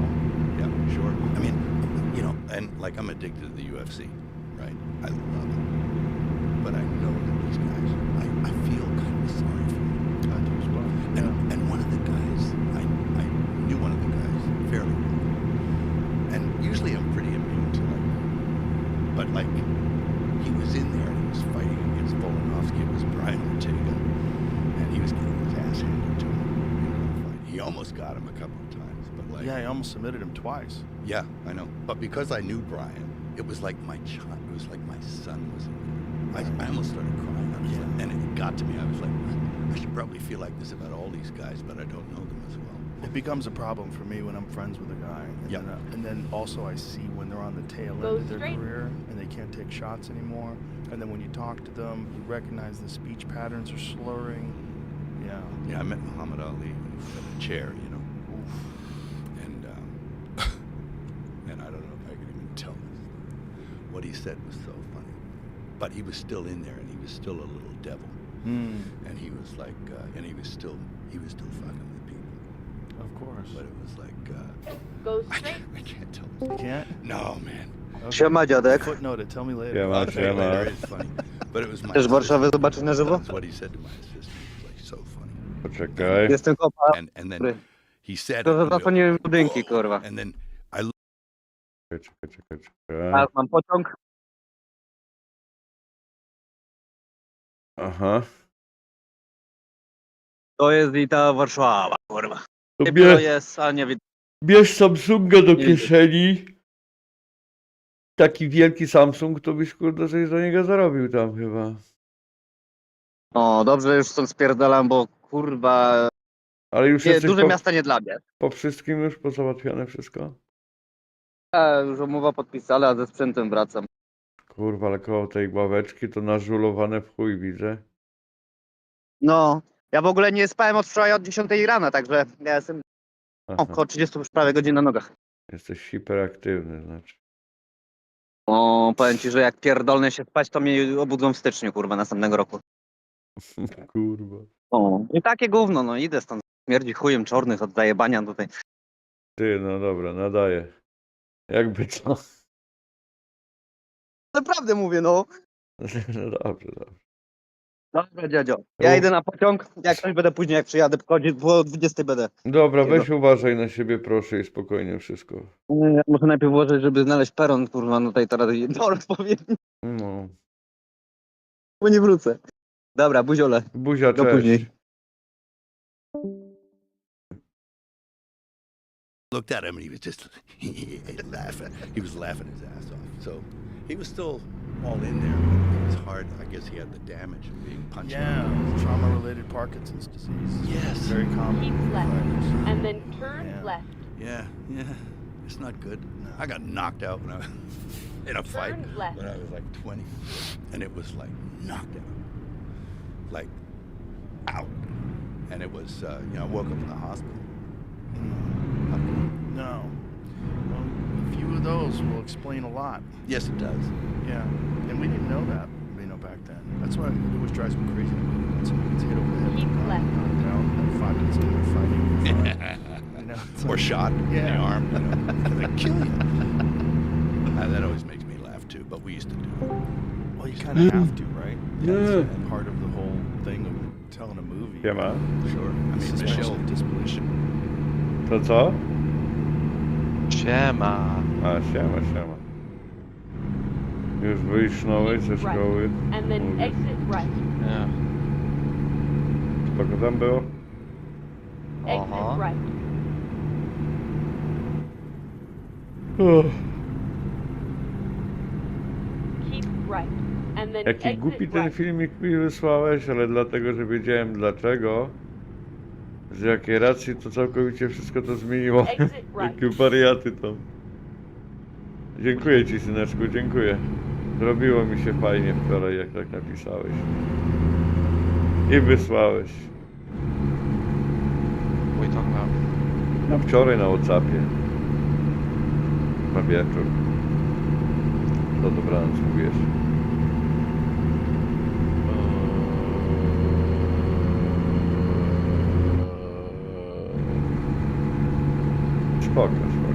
nawet nie wiesz co, tak?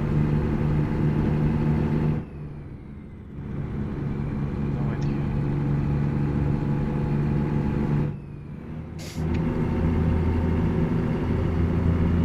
Keep right. And then exit right. Co będziesz robił? Exit right.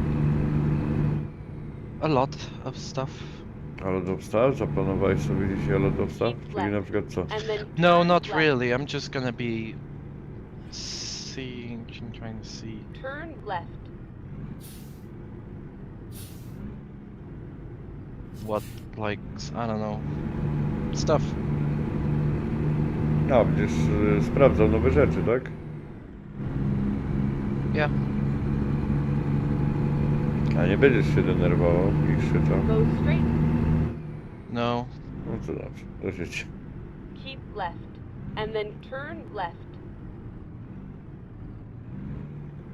Turn left. Chodź.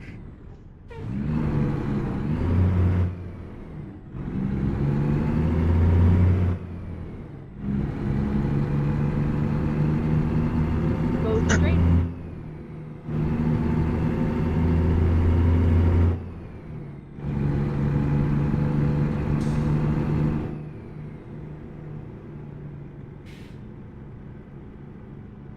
Keep right.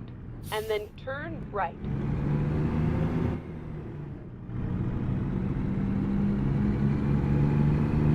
Nice. A ja sobie jeżdżę i Rogana sobie oglądałem. Get ready to turn right. Panią Wilsonową, wiesz, Andrew Wilsona żoną. Tak. No, mądra kobitka. A teraz z Melem Gibsonem, ten co... o Jezusie, co oglądaliśmy ten film, to on reżyser tego. Get ready to turn Też jest left. aktorem. No dobra. No dobra. Turn left. And then go straight. Informacja zapisana. Fajo jajo. Fajo jajo. Akurat No, pracuję, bo ja jadę. fajo jajo. A, faje. Keep right. Dzisiaj And już then mi turn podpowiedzieli, right. że będę oglądał następny jego film, co też jest podobno taki super, to się right. nazywa Apokalipto. I to jest o tym, jak Majowie chyba, albo Aztekowie jak wyginęli. Dlaczego cała taka wielka cywilizacja, gdzie mieli super wszystkie takie rzeczy, nagle upadła, nie? Aha. A w ogóle dzisiaj słyszałem właśnie na tym Joe Turn Roganie, left. że Joe Rogan opowiadał, że podobno cała ta Amazonia, Amazonian Tree Forest, Keep left. And then exit to left. tak naprawdę to ta dżungla pochłonęła, bo tam miliony ludzi mieszkało, tylko też coś się stało, wszystko padło i dżungla pochłonęła wszystko. Bo jakąś tam specjalną kamerą sprawdzali z laserem, które tam latali u góry i laserowali. I normalnie widzą paterny ścieżek, domów, starych miast i tak dalej, i tak dalej. Tylko to już jest tak pochłonięte przez dżunglę, że no tego już prawie tam nie ma, nie? Aha.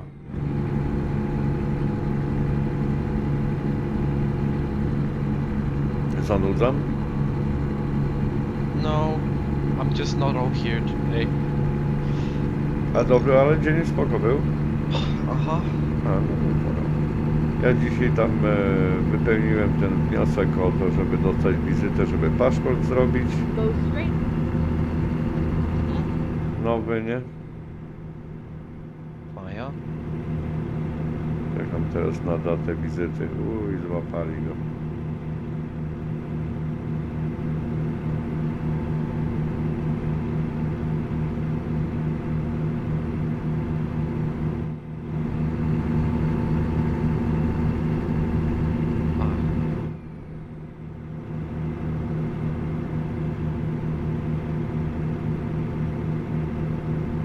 Ale musiałem podłubać nożkę.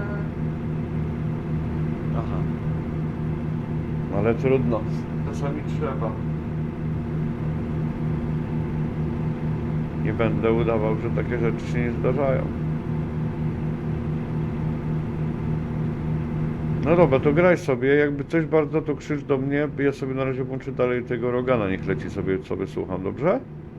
Dobra. Jakby coś to krzycz do mnie, co byś chciał, pogadać czy coś. Bill Docker even brains Mark Wahlberg with a fire extinguisher Yeah. at one point. It's Yeah. he's back, you know. Brains him, shoots him. Oh yeah, It's he's a lot. cockroach. You can't kill him. It takes a lot more. You'll find out. Yeah. But we're, you know, people used to think that concussions were something to recover from. No big deal. You get a concussion, take a break for a little while, and you'll be fine. You might not be fine. I got a concussion at my daughter's wedding.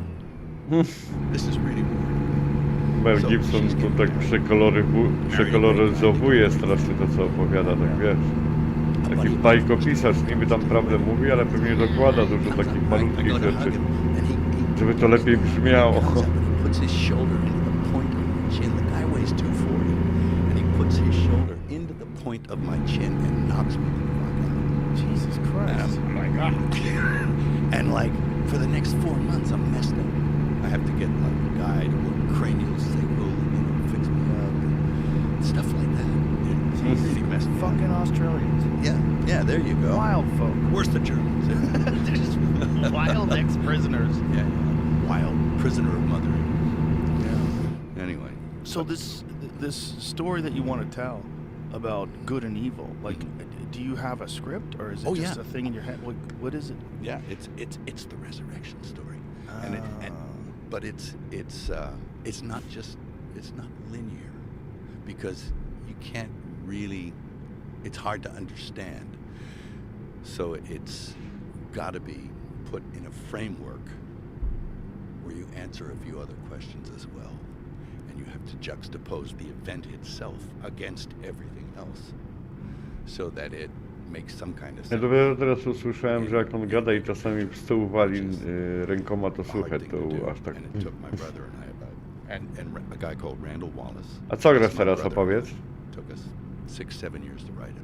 Phantom So are you Forces doing a this little with bit. historians na razie as I might well, choose to trying play make something it- else. Yeah.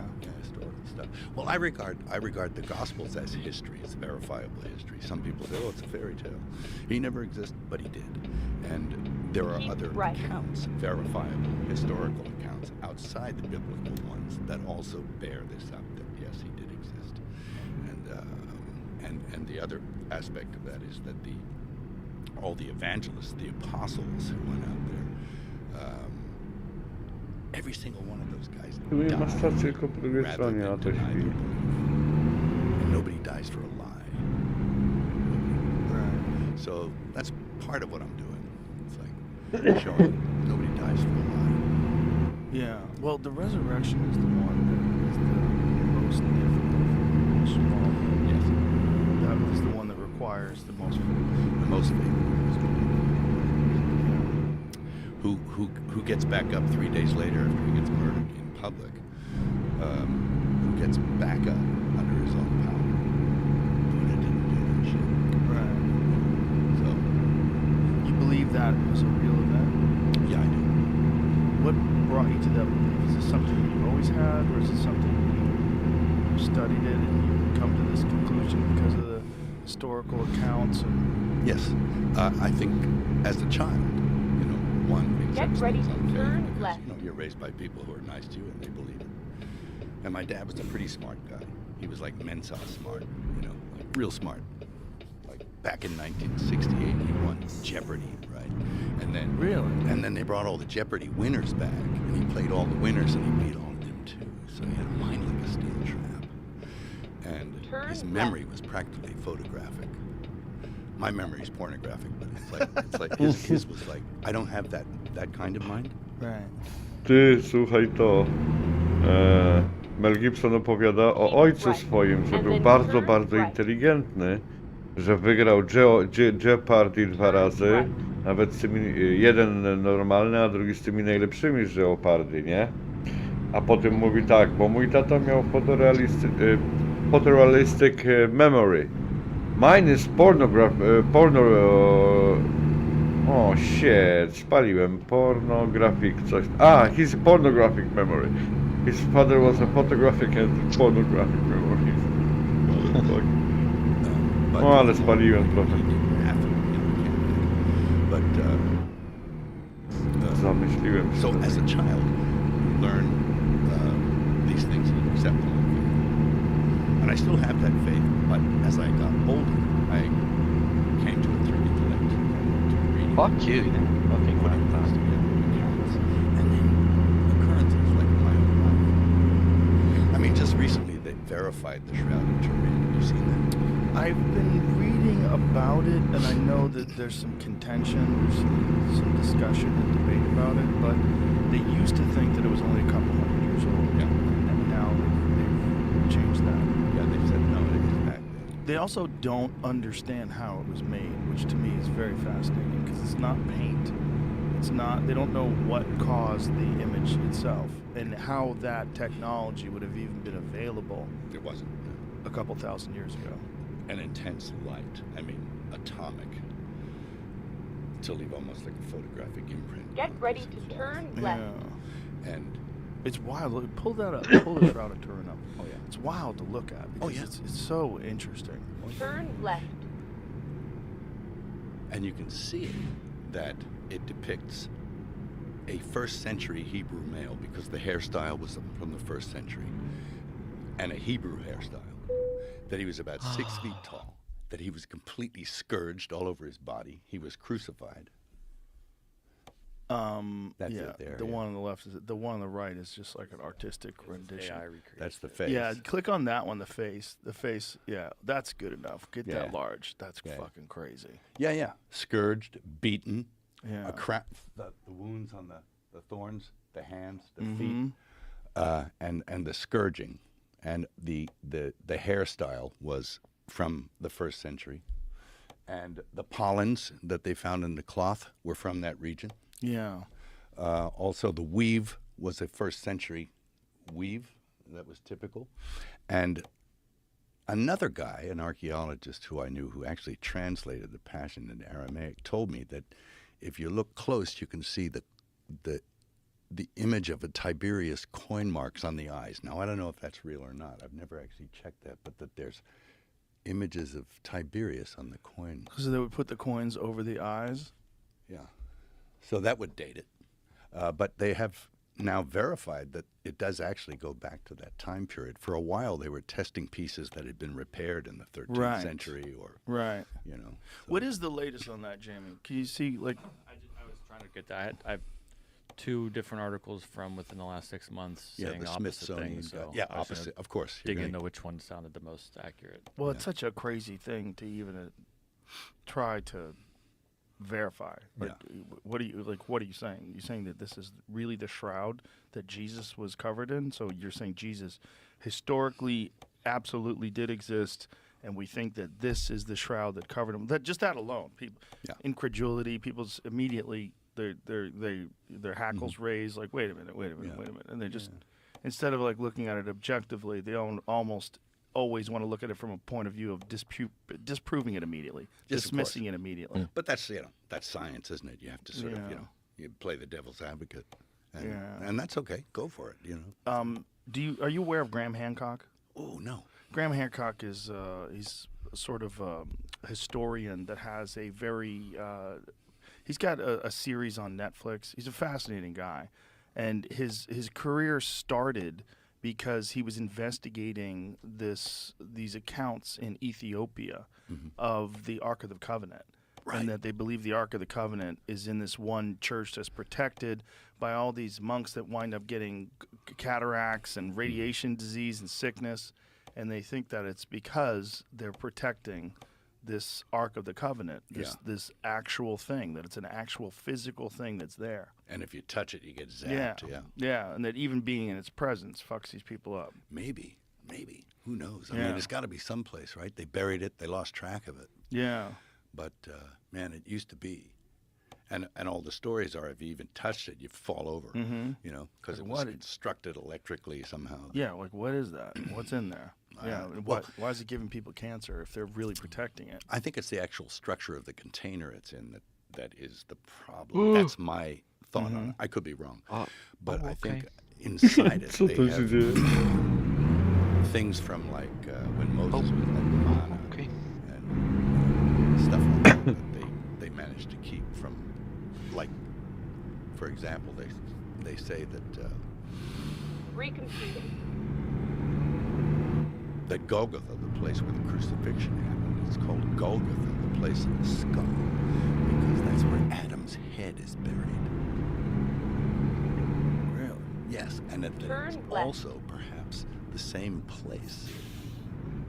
And it tells you it's kind of in the same area where Abraham almost sacrifices Isaac.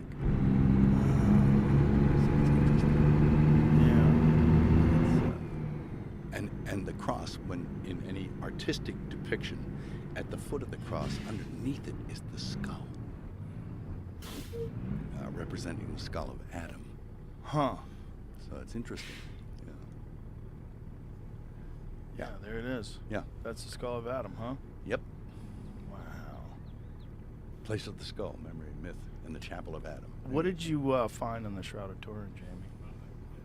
Both those articles that just asked like one person, like one researcher thought it was, another researcher based off of their research said it wasn't. Can you put it to the one that thought it was? Does date to the time research. Jesus Christ. Get ready to turn left. Brazil. So I don't know who has the most. So it says, study Turn published in the left. journal Heritage. The authors conducted dating work on a sample from the shroud, coming to the conclusion that it may be a 2,000-year-old relic. The shroud has long been subject to straight. intense scrutiny, features a faint image of a man. Some believe it's the body of Jesus miraculously imprinted onto Keep the cloth, right. while the latest And study does then not turn discuss right. the question whether or not the artifact was indeed Jesus' burial Turn right. shroud. Specifically, the authors did find have its arrived age at is your roughly destination. consistent with his time. Oh. Yeah. Yeah. I think, isn't the Smithsonian guy all for it? I don't know. Maybe that's it. But there's for and against. There's always been. Yeah, always. It's just... But the image is like... Yeah, it's pretty crazy. Whatever it is pretty crazy, and the fact that they don't know how they made it is also pretty crazy. Yeah. It's not a painting. No. And then not exactly sure how No. it even came about. Yeah. It had to have been some kind of intense light. Well, the thought was that even trying to replicate something like that today would be incredibly difficult to do. Sure. It's like an X-ray vision. You know? Yeah. It's like an X-ray. That's what you really see it in the negative only. Right. You know. It's Right. crazy. It's like a negative. Yeah. Yeah. Hey, I buy it, but that's not the only reason I buy it. I mean, I think there's other logical reasons why I believe. So, Like what are those? oh, okay. Stuff that happens in your own life. The results you get from actually appealing to a power greater than yourself, And, I mean, I don't think it's any secret. I am flawed in the fact that I am, by nature, born an alcoholic, right? I did drugs, I did alcohol, so... and there was nothing that could stop me from doing that. Nothing. So I was really kind of you're on a downhill run. So I regard the fact that I was able to appeal to something greater than myself to help me and actually stop me doing that. I think that's a miracle. It is. For me, it is. And for many. So... Well, that is the thing about AA, right? It's a part of the whole process is appealing to a higher power. Sure. It's a spiritual program. Yeah. Because you're suffering your spiritual malady, Yeah. So it's a spiritual cure. And that's the essence, I think, of why it works. Because you can't explain it otherwise. I mean, you kind of can, but I think what you're being asked to do is to think about other people and other things more than yourself, because it's kind of an ego disease. Yeah. So if you... That is the problem with addiction, right? It's very narcissistic. Very narcissistic. Because you're constantly thinking about yourself and what you need. Mm-hmm. I need a drink. I need a bump. I need I need something. Sure, I need... And no matter what you need, it's never going to be enough. Right, right. So you actually have to appeal to something outside that you consider bigger and better than yourself, which instantly kind of pushes you more in the direction of humility. Yes. because you're not the center of the universe anymore. Right. And that you can't do it. And the first step in any of that sort of stuff is accepting that you are powerless over it. That's the most powerful step you can do, is that you're powerless. When you realize that, you're like, okay, Yeah. there's fuck all I can do about this. I have to appeal to something better than me. And that to me is a miracle. Yeah. Yeah. Well, it's a very uniquely human thing, the ability to course correct, and also just the concept of addiction in the first place. Sure.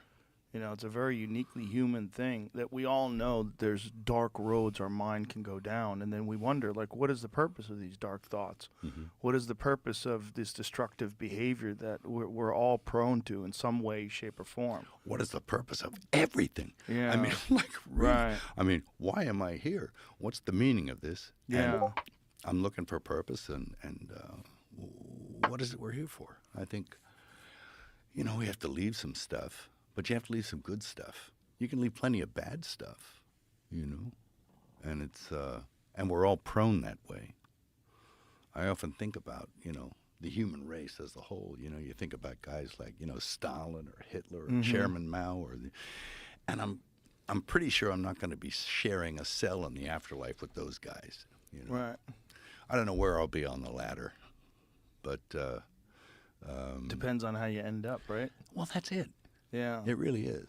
Yeah. It's like, you know, and we're allowed to make mistakes, and we do. We are so flawed, and I'm more flawed than anyone, you know. But it's something that I think, and it's pretty safe to say I'm in the third act now. You're in act 2, right? Gesundheit. But I'm in the third act, man. So you have to think about the other side. You have to think about what comes next. Is there a next? Yes, there is. I believe there is. And I think it's depends on how you live now. And the beauty of believing is that even for your transgressions, you can be forgiven. And you can be redeemed. But it's all up here. Right. You know? It's the true acceptance and understanding of what you've done and what you should do. Sure. You have to look at yourself honestly. Yeah. Nieładny ten mak. Znaczy ładny ten mak, ale... You have to be able to accuse yourself. Ale... No ten silnik tylko kurwa 500... And understand Co that tam? there's a 500 great deal of koni? mercy involved. Według pewnie się nie I posawił. believe that God sent His W ogóle Son tutaj jaką down to masakrę tell us, zrobię zaraz. okay, I'm going to ransom you people from Pyk po your trawie. fallen nature, and I'll give you a roadmap on how to do it, and people do it. There's even people that do it that I've never even heard. Spoko of. tam młody? Some guy in the jungle someplace, I'm sure. Right. Go straight. I might. Because What do you mean look like that? the Creator is I'm a pirate, bitch. Someone... Yo, fact. wait. Note Turn left. that the first canonized saint, you know who it was? The first ever confirmed canonization as a saint. It was Dismas. Dismas was he was hanging. He was the thief on the Kogo cross tam? next to Jesus. Hello, is it working? No, it's fucking not. Teraz działa, słychać cię było. Not in game though. A, All that stuff. So, no nie, krzyczki nie denerwuj się, kochany. Obiecałem. What about people that never experience Christianity? What about the That's what I'm saying. uncontacted Yeah, people? that's right. That's what I'm saying. Some Yeah. guy in the jungle. Yeah. It's been known that it's called invincible ignorance because they don't know what the truth Keep right. is. It's possible. And then exit right. Saved as well, you know. So, what are your thoughts on evolution? Exit right.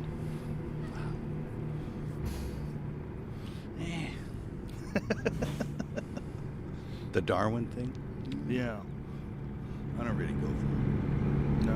Yeah. Ice Age, dinosaurs. What did they turn into?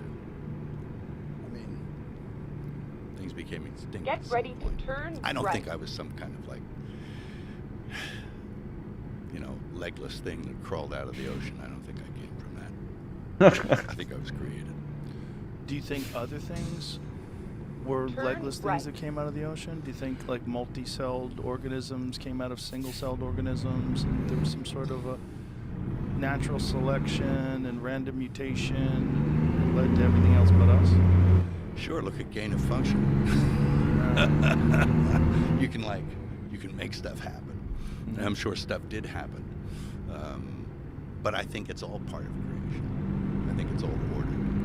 I think anything left to itself without some kind of intelligence will devolve into chaos. And so there has to be some big intelligence there. Czy ja jadę kurwa trasę też na czepy? Czy ja nadal jadę po naczepę, bo już teraz sam nie wiem. Well, what do you think separates us from all the other Czy ja tak creatures? daleko mam? A nie, tak I daleko think we mam. have a soul. We're created with a soul. And, I went to a restaurant last night. It was a steakhouse in Austin. And it was interesting because pictures of animals that look resentful, like cows and Right. steers staring And at then you, looking turn angrily as you rip into a steak. But I just believe Turn right. we are higher than those creatures because we have a soul, we have an intellect above theirs, and we aspire to higher things. Get we ready we to have turn aspirations. left. Right. And this is part of why people drink and smoke and do dope Turn and all left. this kind of stuff, is because they're looking for a spiritual experience. They're looking for, like they actually call alcohol spirits. I mean, Right. they're looking for something higher. And I think we all have that You have yearning arrived at your in that we destination. want to be happy, and we want to be at peace, and we want everything to be hunky-dory. So there's this yearning inbuilt in all of us for that, to aspire to something greater. And that's why we're inspired by stories, I think, because it's like, hero stories. Joseph Campbell's stuff, the hero with a thousand faces and stuff. It's like these stories inspire us. I was at a party the other day in Tennessee, and you think, Tennessee, what's going to happen there? It's going to be squeal like a pig. No. Man, there's some people live in Tennessee. Sure. But like amazing people. And I found myself in a conversation with 4 tier 1 dudes, all of who did something extraordinary. And it was that Tom Slattersley guy. It was the Black Hawk Down guy. There was Sean Ryan, you probably heard of this guy. Friend of his. Yeah, right? Yeah. There was a guy called Christian Craighead. You know who that guy is? No. Well, and then there was Eddie. They wrote a book about it. Eddie Gallagher? Gallagher, yeah. Eddie Gallagher. I was talking to 4 of these guys at the same time. And I didn't know who we even talked to. But their stories are amazing. Especially one guy who I'm talking to. He just looks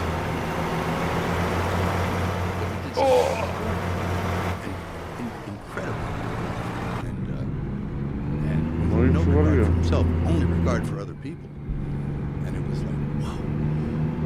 You hear these stories, and it's sort of just like, it pumps you up. You think, could I do that? Could I be that person? I don't know if I could. I don't, in a way, I don't even want to ever find out, because you have to be in a dream situation. Right. But hearing about other people and how they behave in situations that are difficult is very inspiring. It's there's so many of those stories around, and through history. Well, that's another unique thing about human beings, is that we learn from others in a very extraordinary way. And that's one of the reasons why we like stories, why we like myths and fables, because there's lessons you can apply to your own life without having to actually go through those things. Yeah. Well, that's right. I made a film about that guy, Desmond Doss. I don't know if you saw it. It was like Hacksaw Ridge. It was this film. It was about a medic who figured there's so much killing going on. He's going to go to the battlefield and save lives. And he didn't have a weapon. Oh, shit. And he was in the worst place on earth. And he got a Congressional Medal of Honor because he kept going in to the worst place possible and dragging wounded guys in. No regard for himself. I mean, who does that kind of stuff? Right. And over again. He didn't just do it once. He did it hundreds of Keep times. right. He finally And got then the exit British right. British thing. He lived to be 100. But wow. And it was just Exit pure right. faith. So, you know, those guys, those kind of stories inspired the hell out of me. So, back to this idea of evolution. So, do you believe that evolution exists in animals? Do you think there's some sort of a natural selection process, or do you think that it is all intelligent design? Well, I think everything was created. And maybe things do move on and adapt and change through time. But I think that that's a function of intelligence also. And the fires in LA. What's that gonna do? Gonna give you a new Go straight. Co to było? Or a new place to live? Czemu tam powietrze wleciał po prawej stronie? Ty, jadę, a tu nagle samochód, co stał sobie na poboczu, zgliczował, wiesz? Tiu, wyskoczył w powietrze. Ko. Keep right. And then turn right. Or I don't think my ancestors were. I think they had to be pretty smart to survive. So what do you Turn think right. all these pre-human hominids are that they keep discovering? Like, tell me Get what a ready pre-human to turn Like left. Australopithecus, All right. or some of the other human-like creatures that never made it, like Denisovans, Turn Neanderthals. left. Yeah, stuff like that. Okay, well, they've got something called Sinjanthropus, remember it? No. Oh, I know how to fix this. Fix it But good. it was like they looked at it, they did some core samples, and it was put out there. Aż wiedzie mi. Mike. Advocating evolution. And they discovered that it was a human skull attached to the jaw of an ape. Oh, I do remember So it was a this. hoax. Yeah, there's been some hoaxes. Yeah, but there's also been real stuff. Yeah, you don't think so? Maybe. Well, what do you... Well, you know, like, tell me. Well, what was that one that we looked at the other day? That was one of the first pre-humans that buried their young, or buried their dead rather. Was it Homo neanderthali? What was it? Remember that? Input. I can't remember how to say it, but pre-human hominid, very small creature that buried their young, or buried their dead, rather. I keep saying buried their young. They buried their dead. You know, Australopithecus. There's a bunch of different, you know, the Lucy skeleton. There's a bunch of different pre-human hominids. Yeah, maybe they're monkeys. Yeah. Well, they're similar to us, just not where we are. And they're on the road to becoming what it needs to be. A co robiłeś? Co chciałeś, żeby działało? Microphone. A, mikrofon. A, in the Can't. game. The switching input inside the game settings. So hopefully I'm gonna go. I went to the Windows settings and do the default device to the microphone I want. Okay. And then hopefully the game will pick that up. But Discord could take over the microphone, and that's why they cannot get. No. Hopefully not.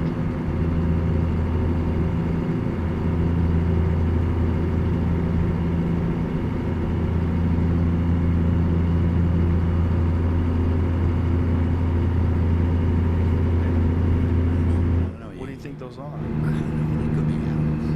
Or they could be like, look at today. You can get some mosquito can bite you, and Oh my god, it your works. kid can be It Very works. nice. born with a malformed skull. Ej, to Smarty Yeah, Panty but jest. this is like Podoba mi się, że sobie like poradził. a genetic thing. Like they've mapped the genome of these creatures. Oh, they have? They're different. Yeah. Well, I don't know how to explain those, Joe. I don't Yeah. know. But you do think that human beings were created by Sure, God? I do. When do you think that happened? When? Probably, and not that long ago. Really? Like, what do you mean by not that long ago? probably about 8,000 years ago. Really? So what do you think things like Göbekli Tepe are when they find these constructions that are dated, carbon dated to 11,000 plus years old? I question carbon dating. Really? Yeah. That makes things a lot simpler. Well, yeah, there's a lot of money in claims. Real? Water's there. Yeah. Well, carbon dating seems to be pretty rock solid studies. The science behind radiocarbon dating, detecting carbon isotopes. It's like that's pretty legit. I don't know. I can't score. Yeah. Well, you don't have to. And I don't have to. And what difference is it going to make to me? Yeah, that's the thing. It doesn't make a difference in terms of your experience in this life on Earth. Like you can have your faith in your ideas and live a great life from beginning to end, and it might not suit you to ponder I co, działa tak, że jak ty tam gadasz, to ja ciebie tutaj nie słyszę? Czy jak to jest? Oh yeah, I finally fixed it. Yeah, but when you talk there, I cannot hear you in here. I'm talking to two people. Oh shit. No. But that's fine. That's even better that I don't hear you in game. But I'm just wondering that you kind of find the way. I hate myself. Long ago, I had no. Hey, teraz się słyszę. Exit right. That's green energy bills, and there's businesses that wrap around there. And then there's also this fear that they love to pump into about climate change. They terrify the shit out of young people. Change can destroy the world. Climate change, you must act now. And then you become beholden to the political party that's espousing these ideas. And then your enemy is the deniers of this science, even though you don't even understand the science. Did you see the Washington Post article that they published recently about The game has a temperature tutorial. change on Earth? No. Well, there's a down. And you cannot what they escape it realize as is much over as the you last, want to. X amount Well, of because thousands maybe of it's years important. that the temperature on Earth is plummeting. But I've It's already done dropping. it And then when you before. look at the dips. This is the So most I difficult used, thing for anybody I to put read. a tiny door to the tutorial. There's no static temperature of Earth ever. There's never been a time where it maintains a temperature until human beings came along and fucked it all up. That is just not real. Before human beings ever existed, if you trust these core samples, there's been a giant rise and fall and this constant dip. There it is. Scientists have captured Earth's climate over the last 485 million years. Here's a surprising place we stand now. Look at the dip at the end. That's where we are. That's reality. And then if you look at the course of history, you look at the rise and fall, like it's never a straight line. Way before human beings ever existed, if you believe this. Way before human beings ever existed. There's always this rise and fall. And this idea that the whole thing is based on carbon emissions from human beings is total bullshit. Can I leave now? It's not true. We might be having an effect, but we're having a small effect, a very small effect. And the other things are completely outside of our control, including solar activity, the distance between the Earth and the Sun. You know, there's a lot of factors. There's all sorts of factors involving natural activities like volcanic emissions, which devastate. The entire human race was knocked down to a few thousand people at one point in time because of the Toba volcano. Oh my God. Yeah, no light. Yeah, my God, does no this light person for ever you. shut Good the luck. fuck up? Good luck. And the people that survive are fucking barbarians. Yeah. Most savage. And then So it takes a long time before they can figure out civilization. Nie chciałem. I had not accidentally. So what did they evolve into? Chickens. No już nie denerwuj się, nie popatrz. Dinosaurs and feathers. Okay, it's That's so. the newest thing. I don't know. I need to take a Where pee. do I'm I so go? Okay, desperate. let's take a break. Fucking fine. I need to. It's a nice picture. Dude. That was terrible. That's got to be a moment every now and then. Just go for it. I leveled up by doing the tutorial again? It is fun. There you go. At But it was least a good this. picture. The only thing is, Okay, where's this stupid door? I need to get rid of it. I just can't. And I didn't have no group. Where? Yeah, you talk about humility. Mhm. Like, what gives you more humility than being publicly Yeah, humiliated? sure. Yeah, public humiliation. And it's, you know what? Okay. For most people, So it is. I need to their get rid of the ego stupid stage. orientation Yeah, thingy. yeah. Yeah, Public speaking, and because of that, public humiliation. sure. Yeah. You mean compass? Because we're so concerned about other people's opinions. What do you mean compass? Yeah. The- Yeah, 'cause wait, we're not sure of our because own opinion. hold on, Well, Lucas. we've been through a lot. Well, so Talking have with you. you, I mean, and I I'm in a remember, Discord you know. call with my dad at the same time, so Okej. Dad, I think I might go to play. Idź, kochanek, pograj sobie tam, jak chcesz pogadać, bo tak to się i tak nie dogadamy. Kocham cię bardzo. Jak będziesz chciał, to wróć tutaj do mnie, jak będziesz miał jeszcze czas czy coś. Już od ciebie zależy. Dobra. Kocham cię bardzo. Kocham cię też. Buzia, cześć, kochany, cześć. They were giving you really points for taking horsemen. Yeah, funny. Yeah. Funny how that works. Yeah, funny how that works. Well, Funny how that does work. Yeah, what's really funny is how that was Keep left. a part of the demise of mainstream media. Mhm. Because people are like, this is crazy. This doesn't make any. Are you guys really? It's like, what is this? They seem to be complicit. 100%. And I think this is what we were talking about before. There is good. And sometimes it manifests itself in a very clear and obvious way. And I think that's what that was. That was evil. That was putting people's lives second, putting money first. How is that going to stop? If just people understand the history of the AIDS crisis right now. Did you read that? Yeah. I listened to it. Yeah. I drove up to San Francisco and I listened to it. Oh yeah. And it was like, how is he still there? How is first of all, people that don't believe it, how come RFK Jr. Keep left. Yep. How come there's no lawsuits? If there was lies, there would be lawsuits. He'd be publicly humiliated. Instead, they kept that book off bestseller lists. That book sold millions of copies. They hid it. That's when you find out that bestseller lists are actually curated. It's not really a bestseller. It's censored. It's all censored. Yeah. Everything's censored.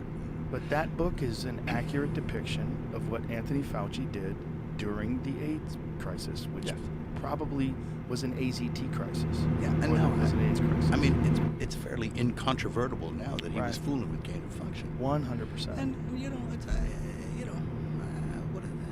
why is he still Right. or at least free? Right. Right. And no repercussions. Yeah. Whatever happened to that story where the wombat and the weasel got together and horsing around and the bat pissed on him with the golden shower? Yeah. And all of a sudden it was in a wet market. Yeah. Very wet market. We got Complete total horseshit. And totally. The scientists that we're supposed to trust.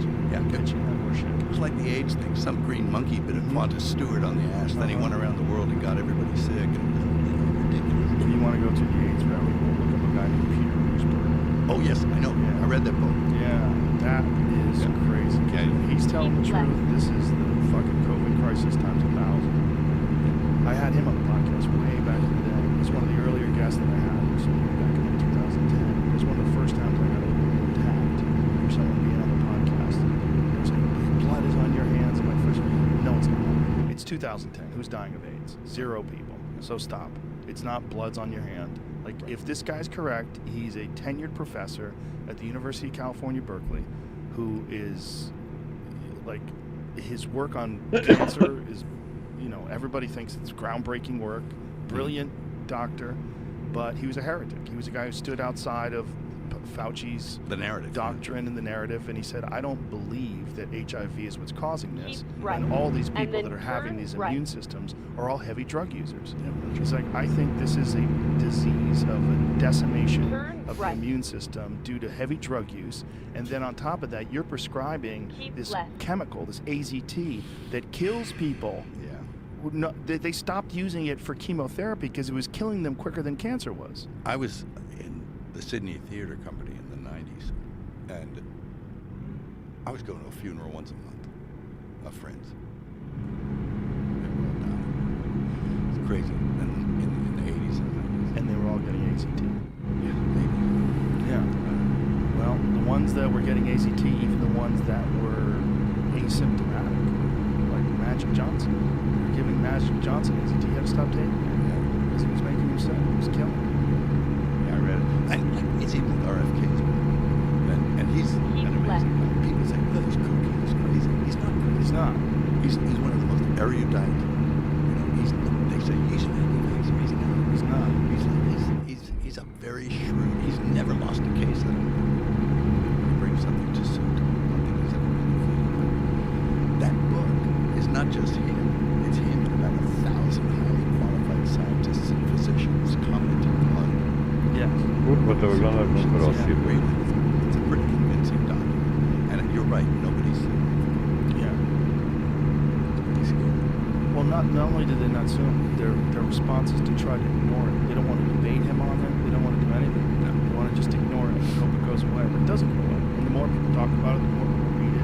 And when you do read it, you go, if this is true, what the fuck is going on? And how is that monster still loose? And he seems like a monster. The way he talks about things, it just seems. Well, first of all, there's so many instances of him lying. There's so many, like, where he said one thing, 2 years later it turns out to be a lie. He said one thing, whether it is the natural, mask thing. yeah, the mask thing, whether it's the natural spillover, you know, the lies about gain of function to Congress. You know, when he was lying to Rand Paul about whether or not they did gain of function research. Like, how is that not perjury? How is he not in trouble? Yeah. Well, hey, other mysteries. You know. Well, then the Biden administration is now talking about taking that guy and giving him a full vote.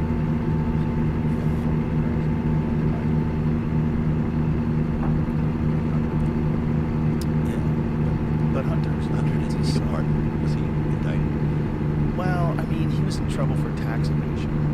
There's a lot of tax problems. He definitely did some uncool things. And then there's the Burisma thing. The crazy thing about his pardon is it starts at the time of him being involved in Burisma. So it's from 2011 all the way to today. That's when he pardoned him. It's the biggest sweeping pardon than anyone's ever received ever. And Biden's pardoned more people than anybody ever, too. There's already over 8,000 people pardoned. A lot of criminals on death. Yeah. Well, there's that, but then there's Finding a also new people route. that like the kids for cash judges, you know, where they were locking up kids and putting them in child detention centers because they wanted money. They were doing it for kickbacks. I saw that. Evil. It was a documentary. Yeah, evil.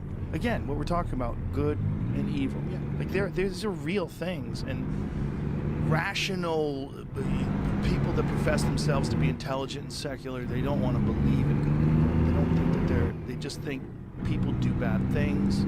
People have motivations, they do bad things. They don't want to believe in the concept of good and evil, because these are biblical concepts. They are. Right? Yeah. They've been around since the beginning. And people want to pretend they're smarter than the people that sort of embrace these biblical concepts. Right. That goes into evolution again, doesn't it? Yeah. Are we smarter than We are about some things, but we can't survive the way they do. They are obviously intelligent. It's just they didn't have access to information the way we do. But there's a difference between information and intelligence.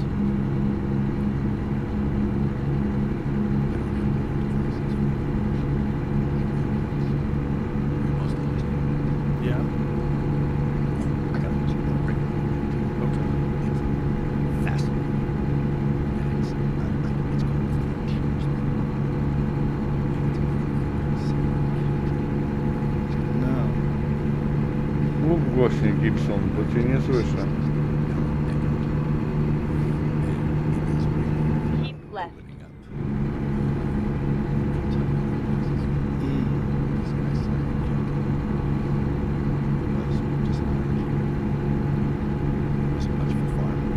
Keep left.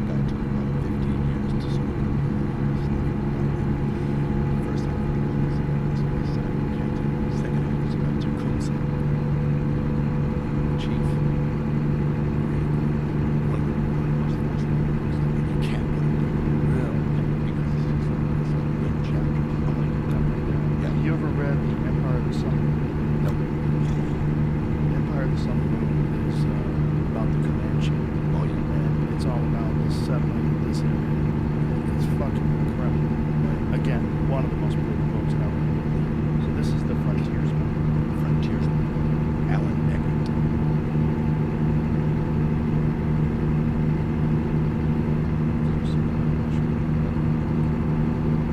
And it's only a little bite-sized.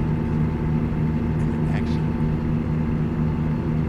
for a history, it has this incredible narrative with heroes and villains and all the players. O kurwa, Very tu interesting document. dopiero co się rozpędziły. Oh yeah. Don't read it before bed. No?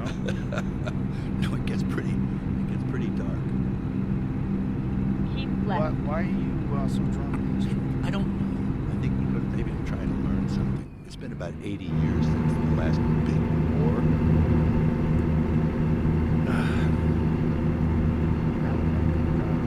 I think I just want to learn.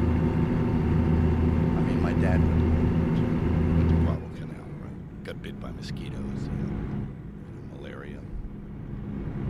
Which is interesting to note that Go he used straight. to take hydroxychloroquine when he get a malaria Isn't that attack. crazy? And then when my doctor recommended I get it when I had COVID, they gouged me 800. It used to cost him $30. They wanted $800 for that. They were gouging. Well, not only that, when Trump talked about it, then all of a sudden they demonized it. Yeah, they laughed. Yeah, which is crazy because it's an antiviral. It worked. Yeah, it works on malaria. Yeah. Yeah, and people have been taking it forever. Sure, pregnant women can take it if they have the flu, and it doesn't hurt the baby. Yeah. Pretty safe. Go straight. But that's what's so bizarre about the time that we just went through because there's more information now available to people instantaneously than ever before. Yeah. You look it up on your phone, you instantly know, oh, ivermectin, the guy who created it, won the Nobel Prize. Yeah. 2014. Yeah. 15. Yeah, for use in human beings. Yeah. So what the fuck is going on? Like, who's running this thing? And it's harmless. And it Yeah. wasn't made for horses. It was made for people. And then they used it for horses. Right. So Well, it's like saying penicillin is for horses because they use that on horses too. That's stupid. they told me it was for moldy bread. That's what it was from, yeah. Yeah. But I mean, there's a lot of medication that's used in animals too. You can't say it's a veterinary medication just because it's also used on animals. No, that's true. It's been used on literally prescribed billions of times in human beings. It's like the stem cell stuff. They started using it on horses with emphysematic lung conditions, racehorses, because they would bleed. And they got the stem cells from the umbilical cords of their Left. offspring, injected them and healed them. Which is part of my story. Because I smoked for 45 years and I couldn't stop. And I read this Left. silly book by Alan Carr, not the little guy who managed the village people in the caftan. No, this other guy, Alan Carr. And he wrote this book. It's the only thing that made me stop. It worked like crazy. But The book made you stop? Like, what the was book made me stop. I What read was this the book. book? It was the book called The Easy Way to Stop Smoking. And it's a silly title, right? And it was sad my son gave it to me. He said, stop smoking, Dad. Here's this book. I left it on. I used to walk past the bookshelf and read dumb book, dumb title. And then I finally, my doctor said, you have the first stage of this. You gotta be kidding me. I said, yeah, you gotta get this book. This book. So I read the book and I stopped. Right? So it was, I think it was like neurolinguistic programming or something like that. You read it, you kind of self-hypnotize yourself. But it worked. What did the book tell you? It said, it didn't tell you that you were bad. It didn't have a guide to tell you all that sort of stuff. It was like, I mean, they had things like, maybe I'm below it, but they had a chapter where it says, okay, we focused on the negative aspects of smoking. Now we're going to talk about the good aspects of smoking in the next chapter. And then you turn the page and the page is empty.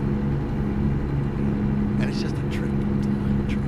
The whole thing was a mind trick, but it worked. And I don't know why it worked. But it was sort of like self-hypnosis by reading the book. And it wasn't a negative thing, like, I gotta stop this, it's bad, Keep I'm left. scared. It wasn't even that. In fact, if I hadn't had the stem cells afterwards, my lungs would be completely huge.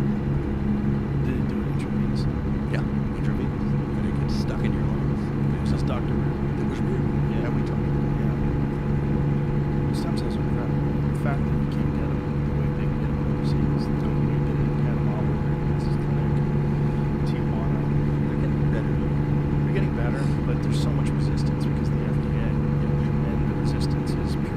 of money. It's an evil thing. It's not because they're not effective. It's not because they're dangerous. It's just because of money. I think so. Yeah. He's legit. I think farmers and stuff. Yeah. So there's a surefire cure for something that's not necessarily. No.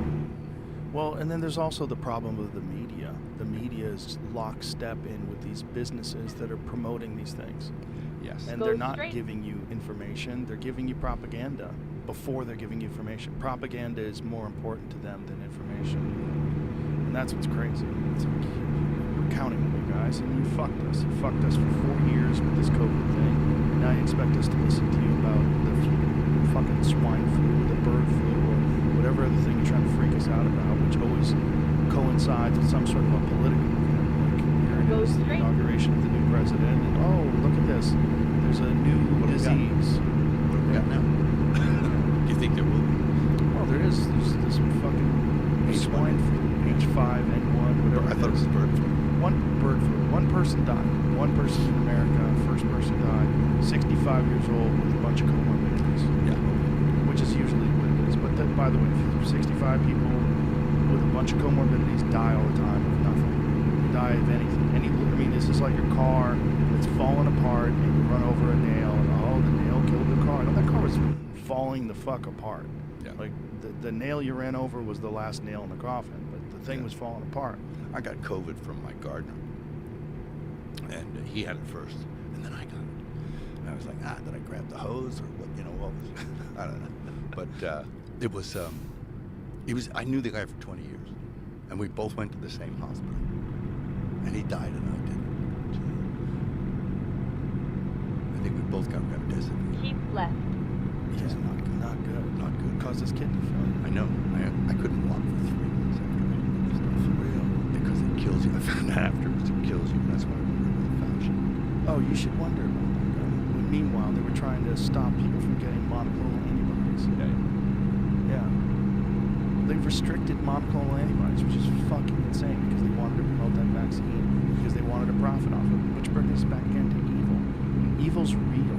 It's real. Putting money over human lives is evil. It's a real thing, and there's a temptation to do it, which is even more crazy. I don't believe that there is anything that can inflict mankind that hasn't got a natural cure. I think that has to. It just makes sense to me. I couldn't prove that, but I just believe that. Yeah. That there's got to be something that cures things. And I'll tell you a good story. Okay. I have 3 friends. Keep left.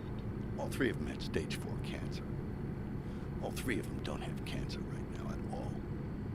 And they had some serious stuff going on. And what did they take?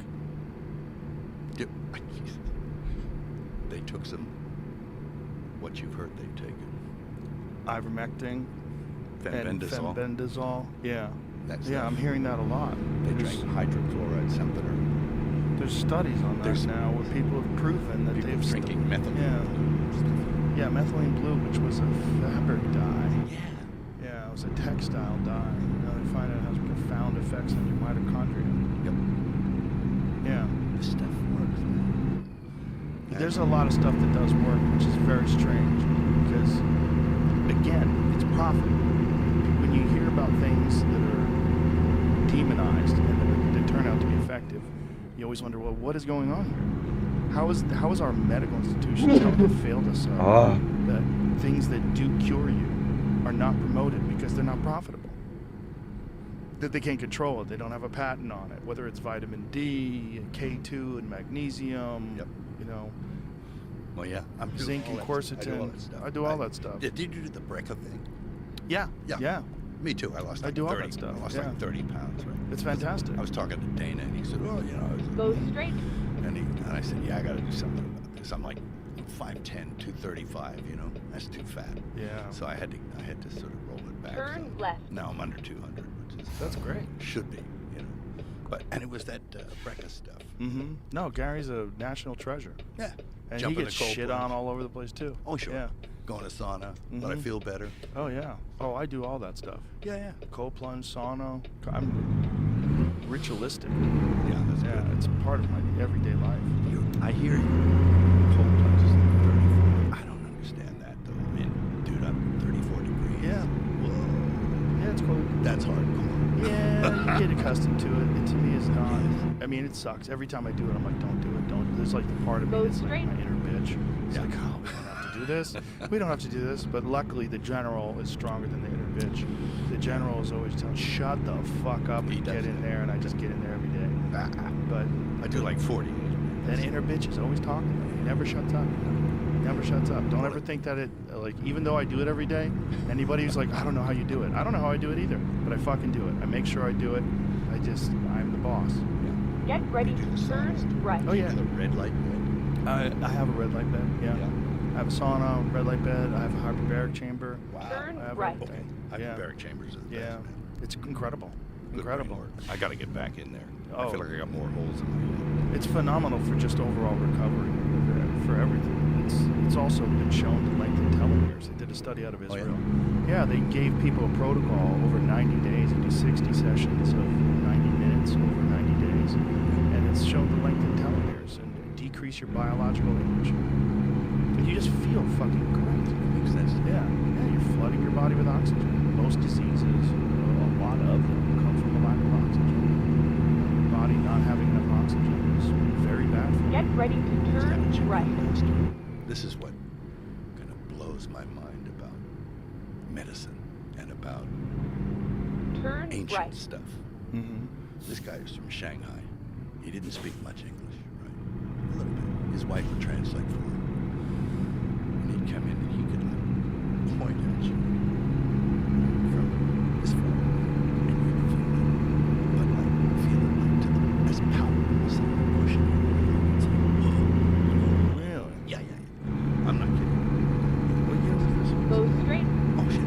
I met him when he was like 40. He only just passed away. Damn, dude, that. Oh no, there's people like him. There are others like him. No, he's not the only one. He learned it from somebody. I think he imparted some knowledge. But he would get you and stuff like that.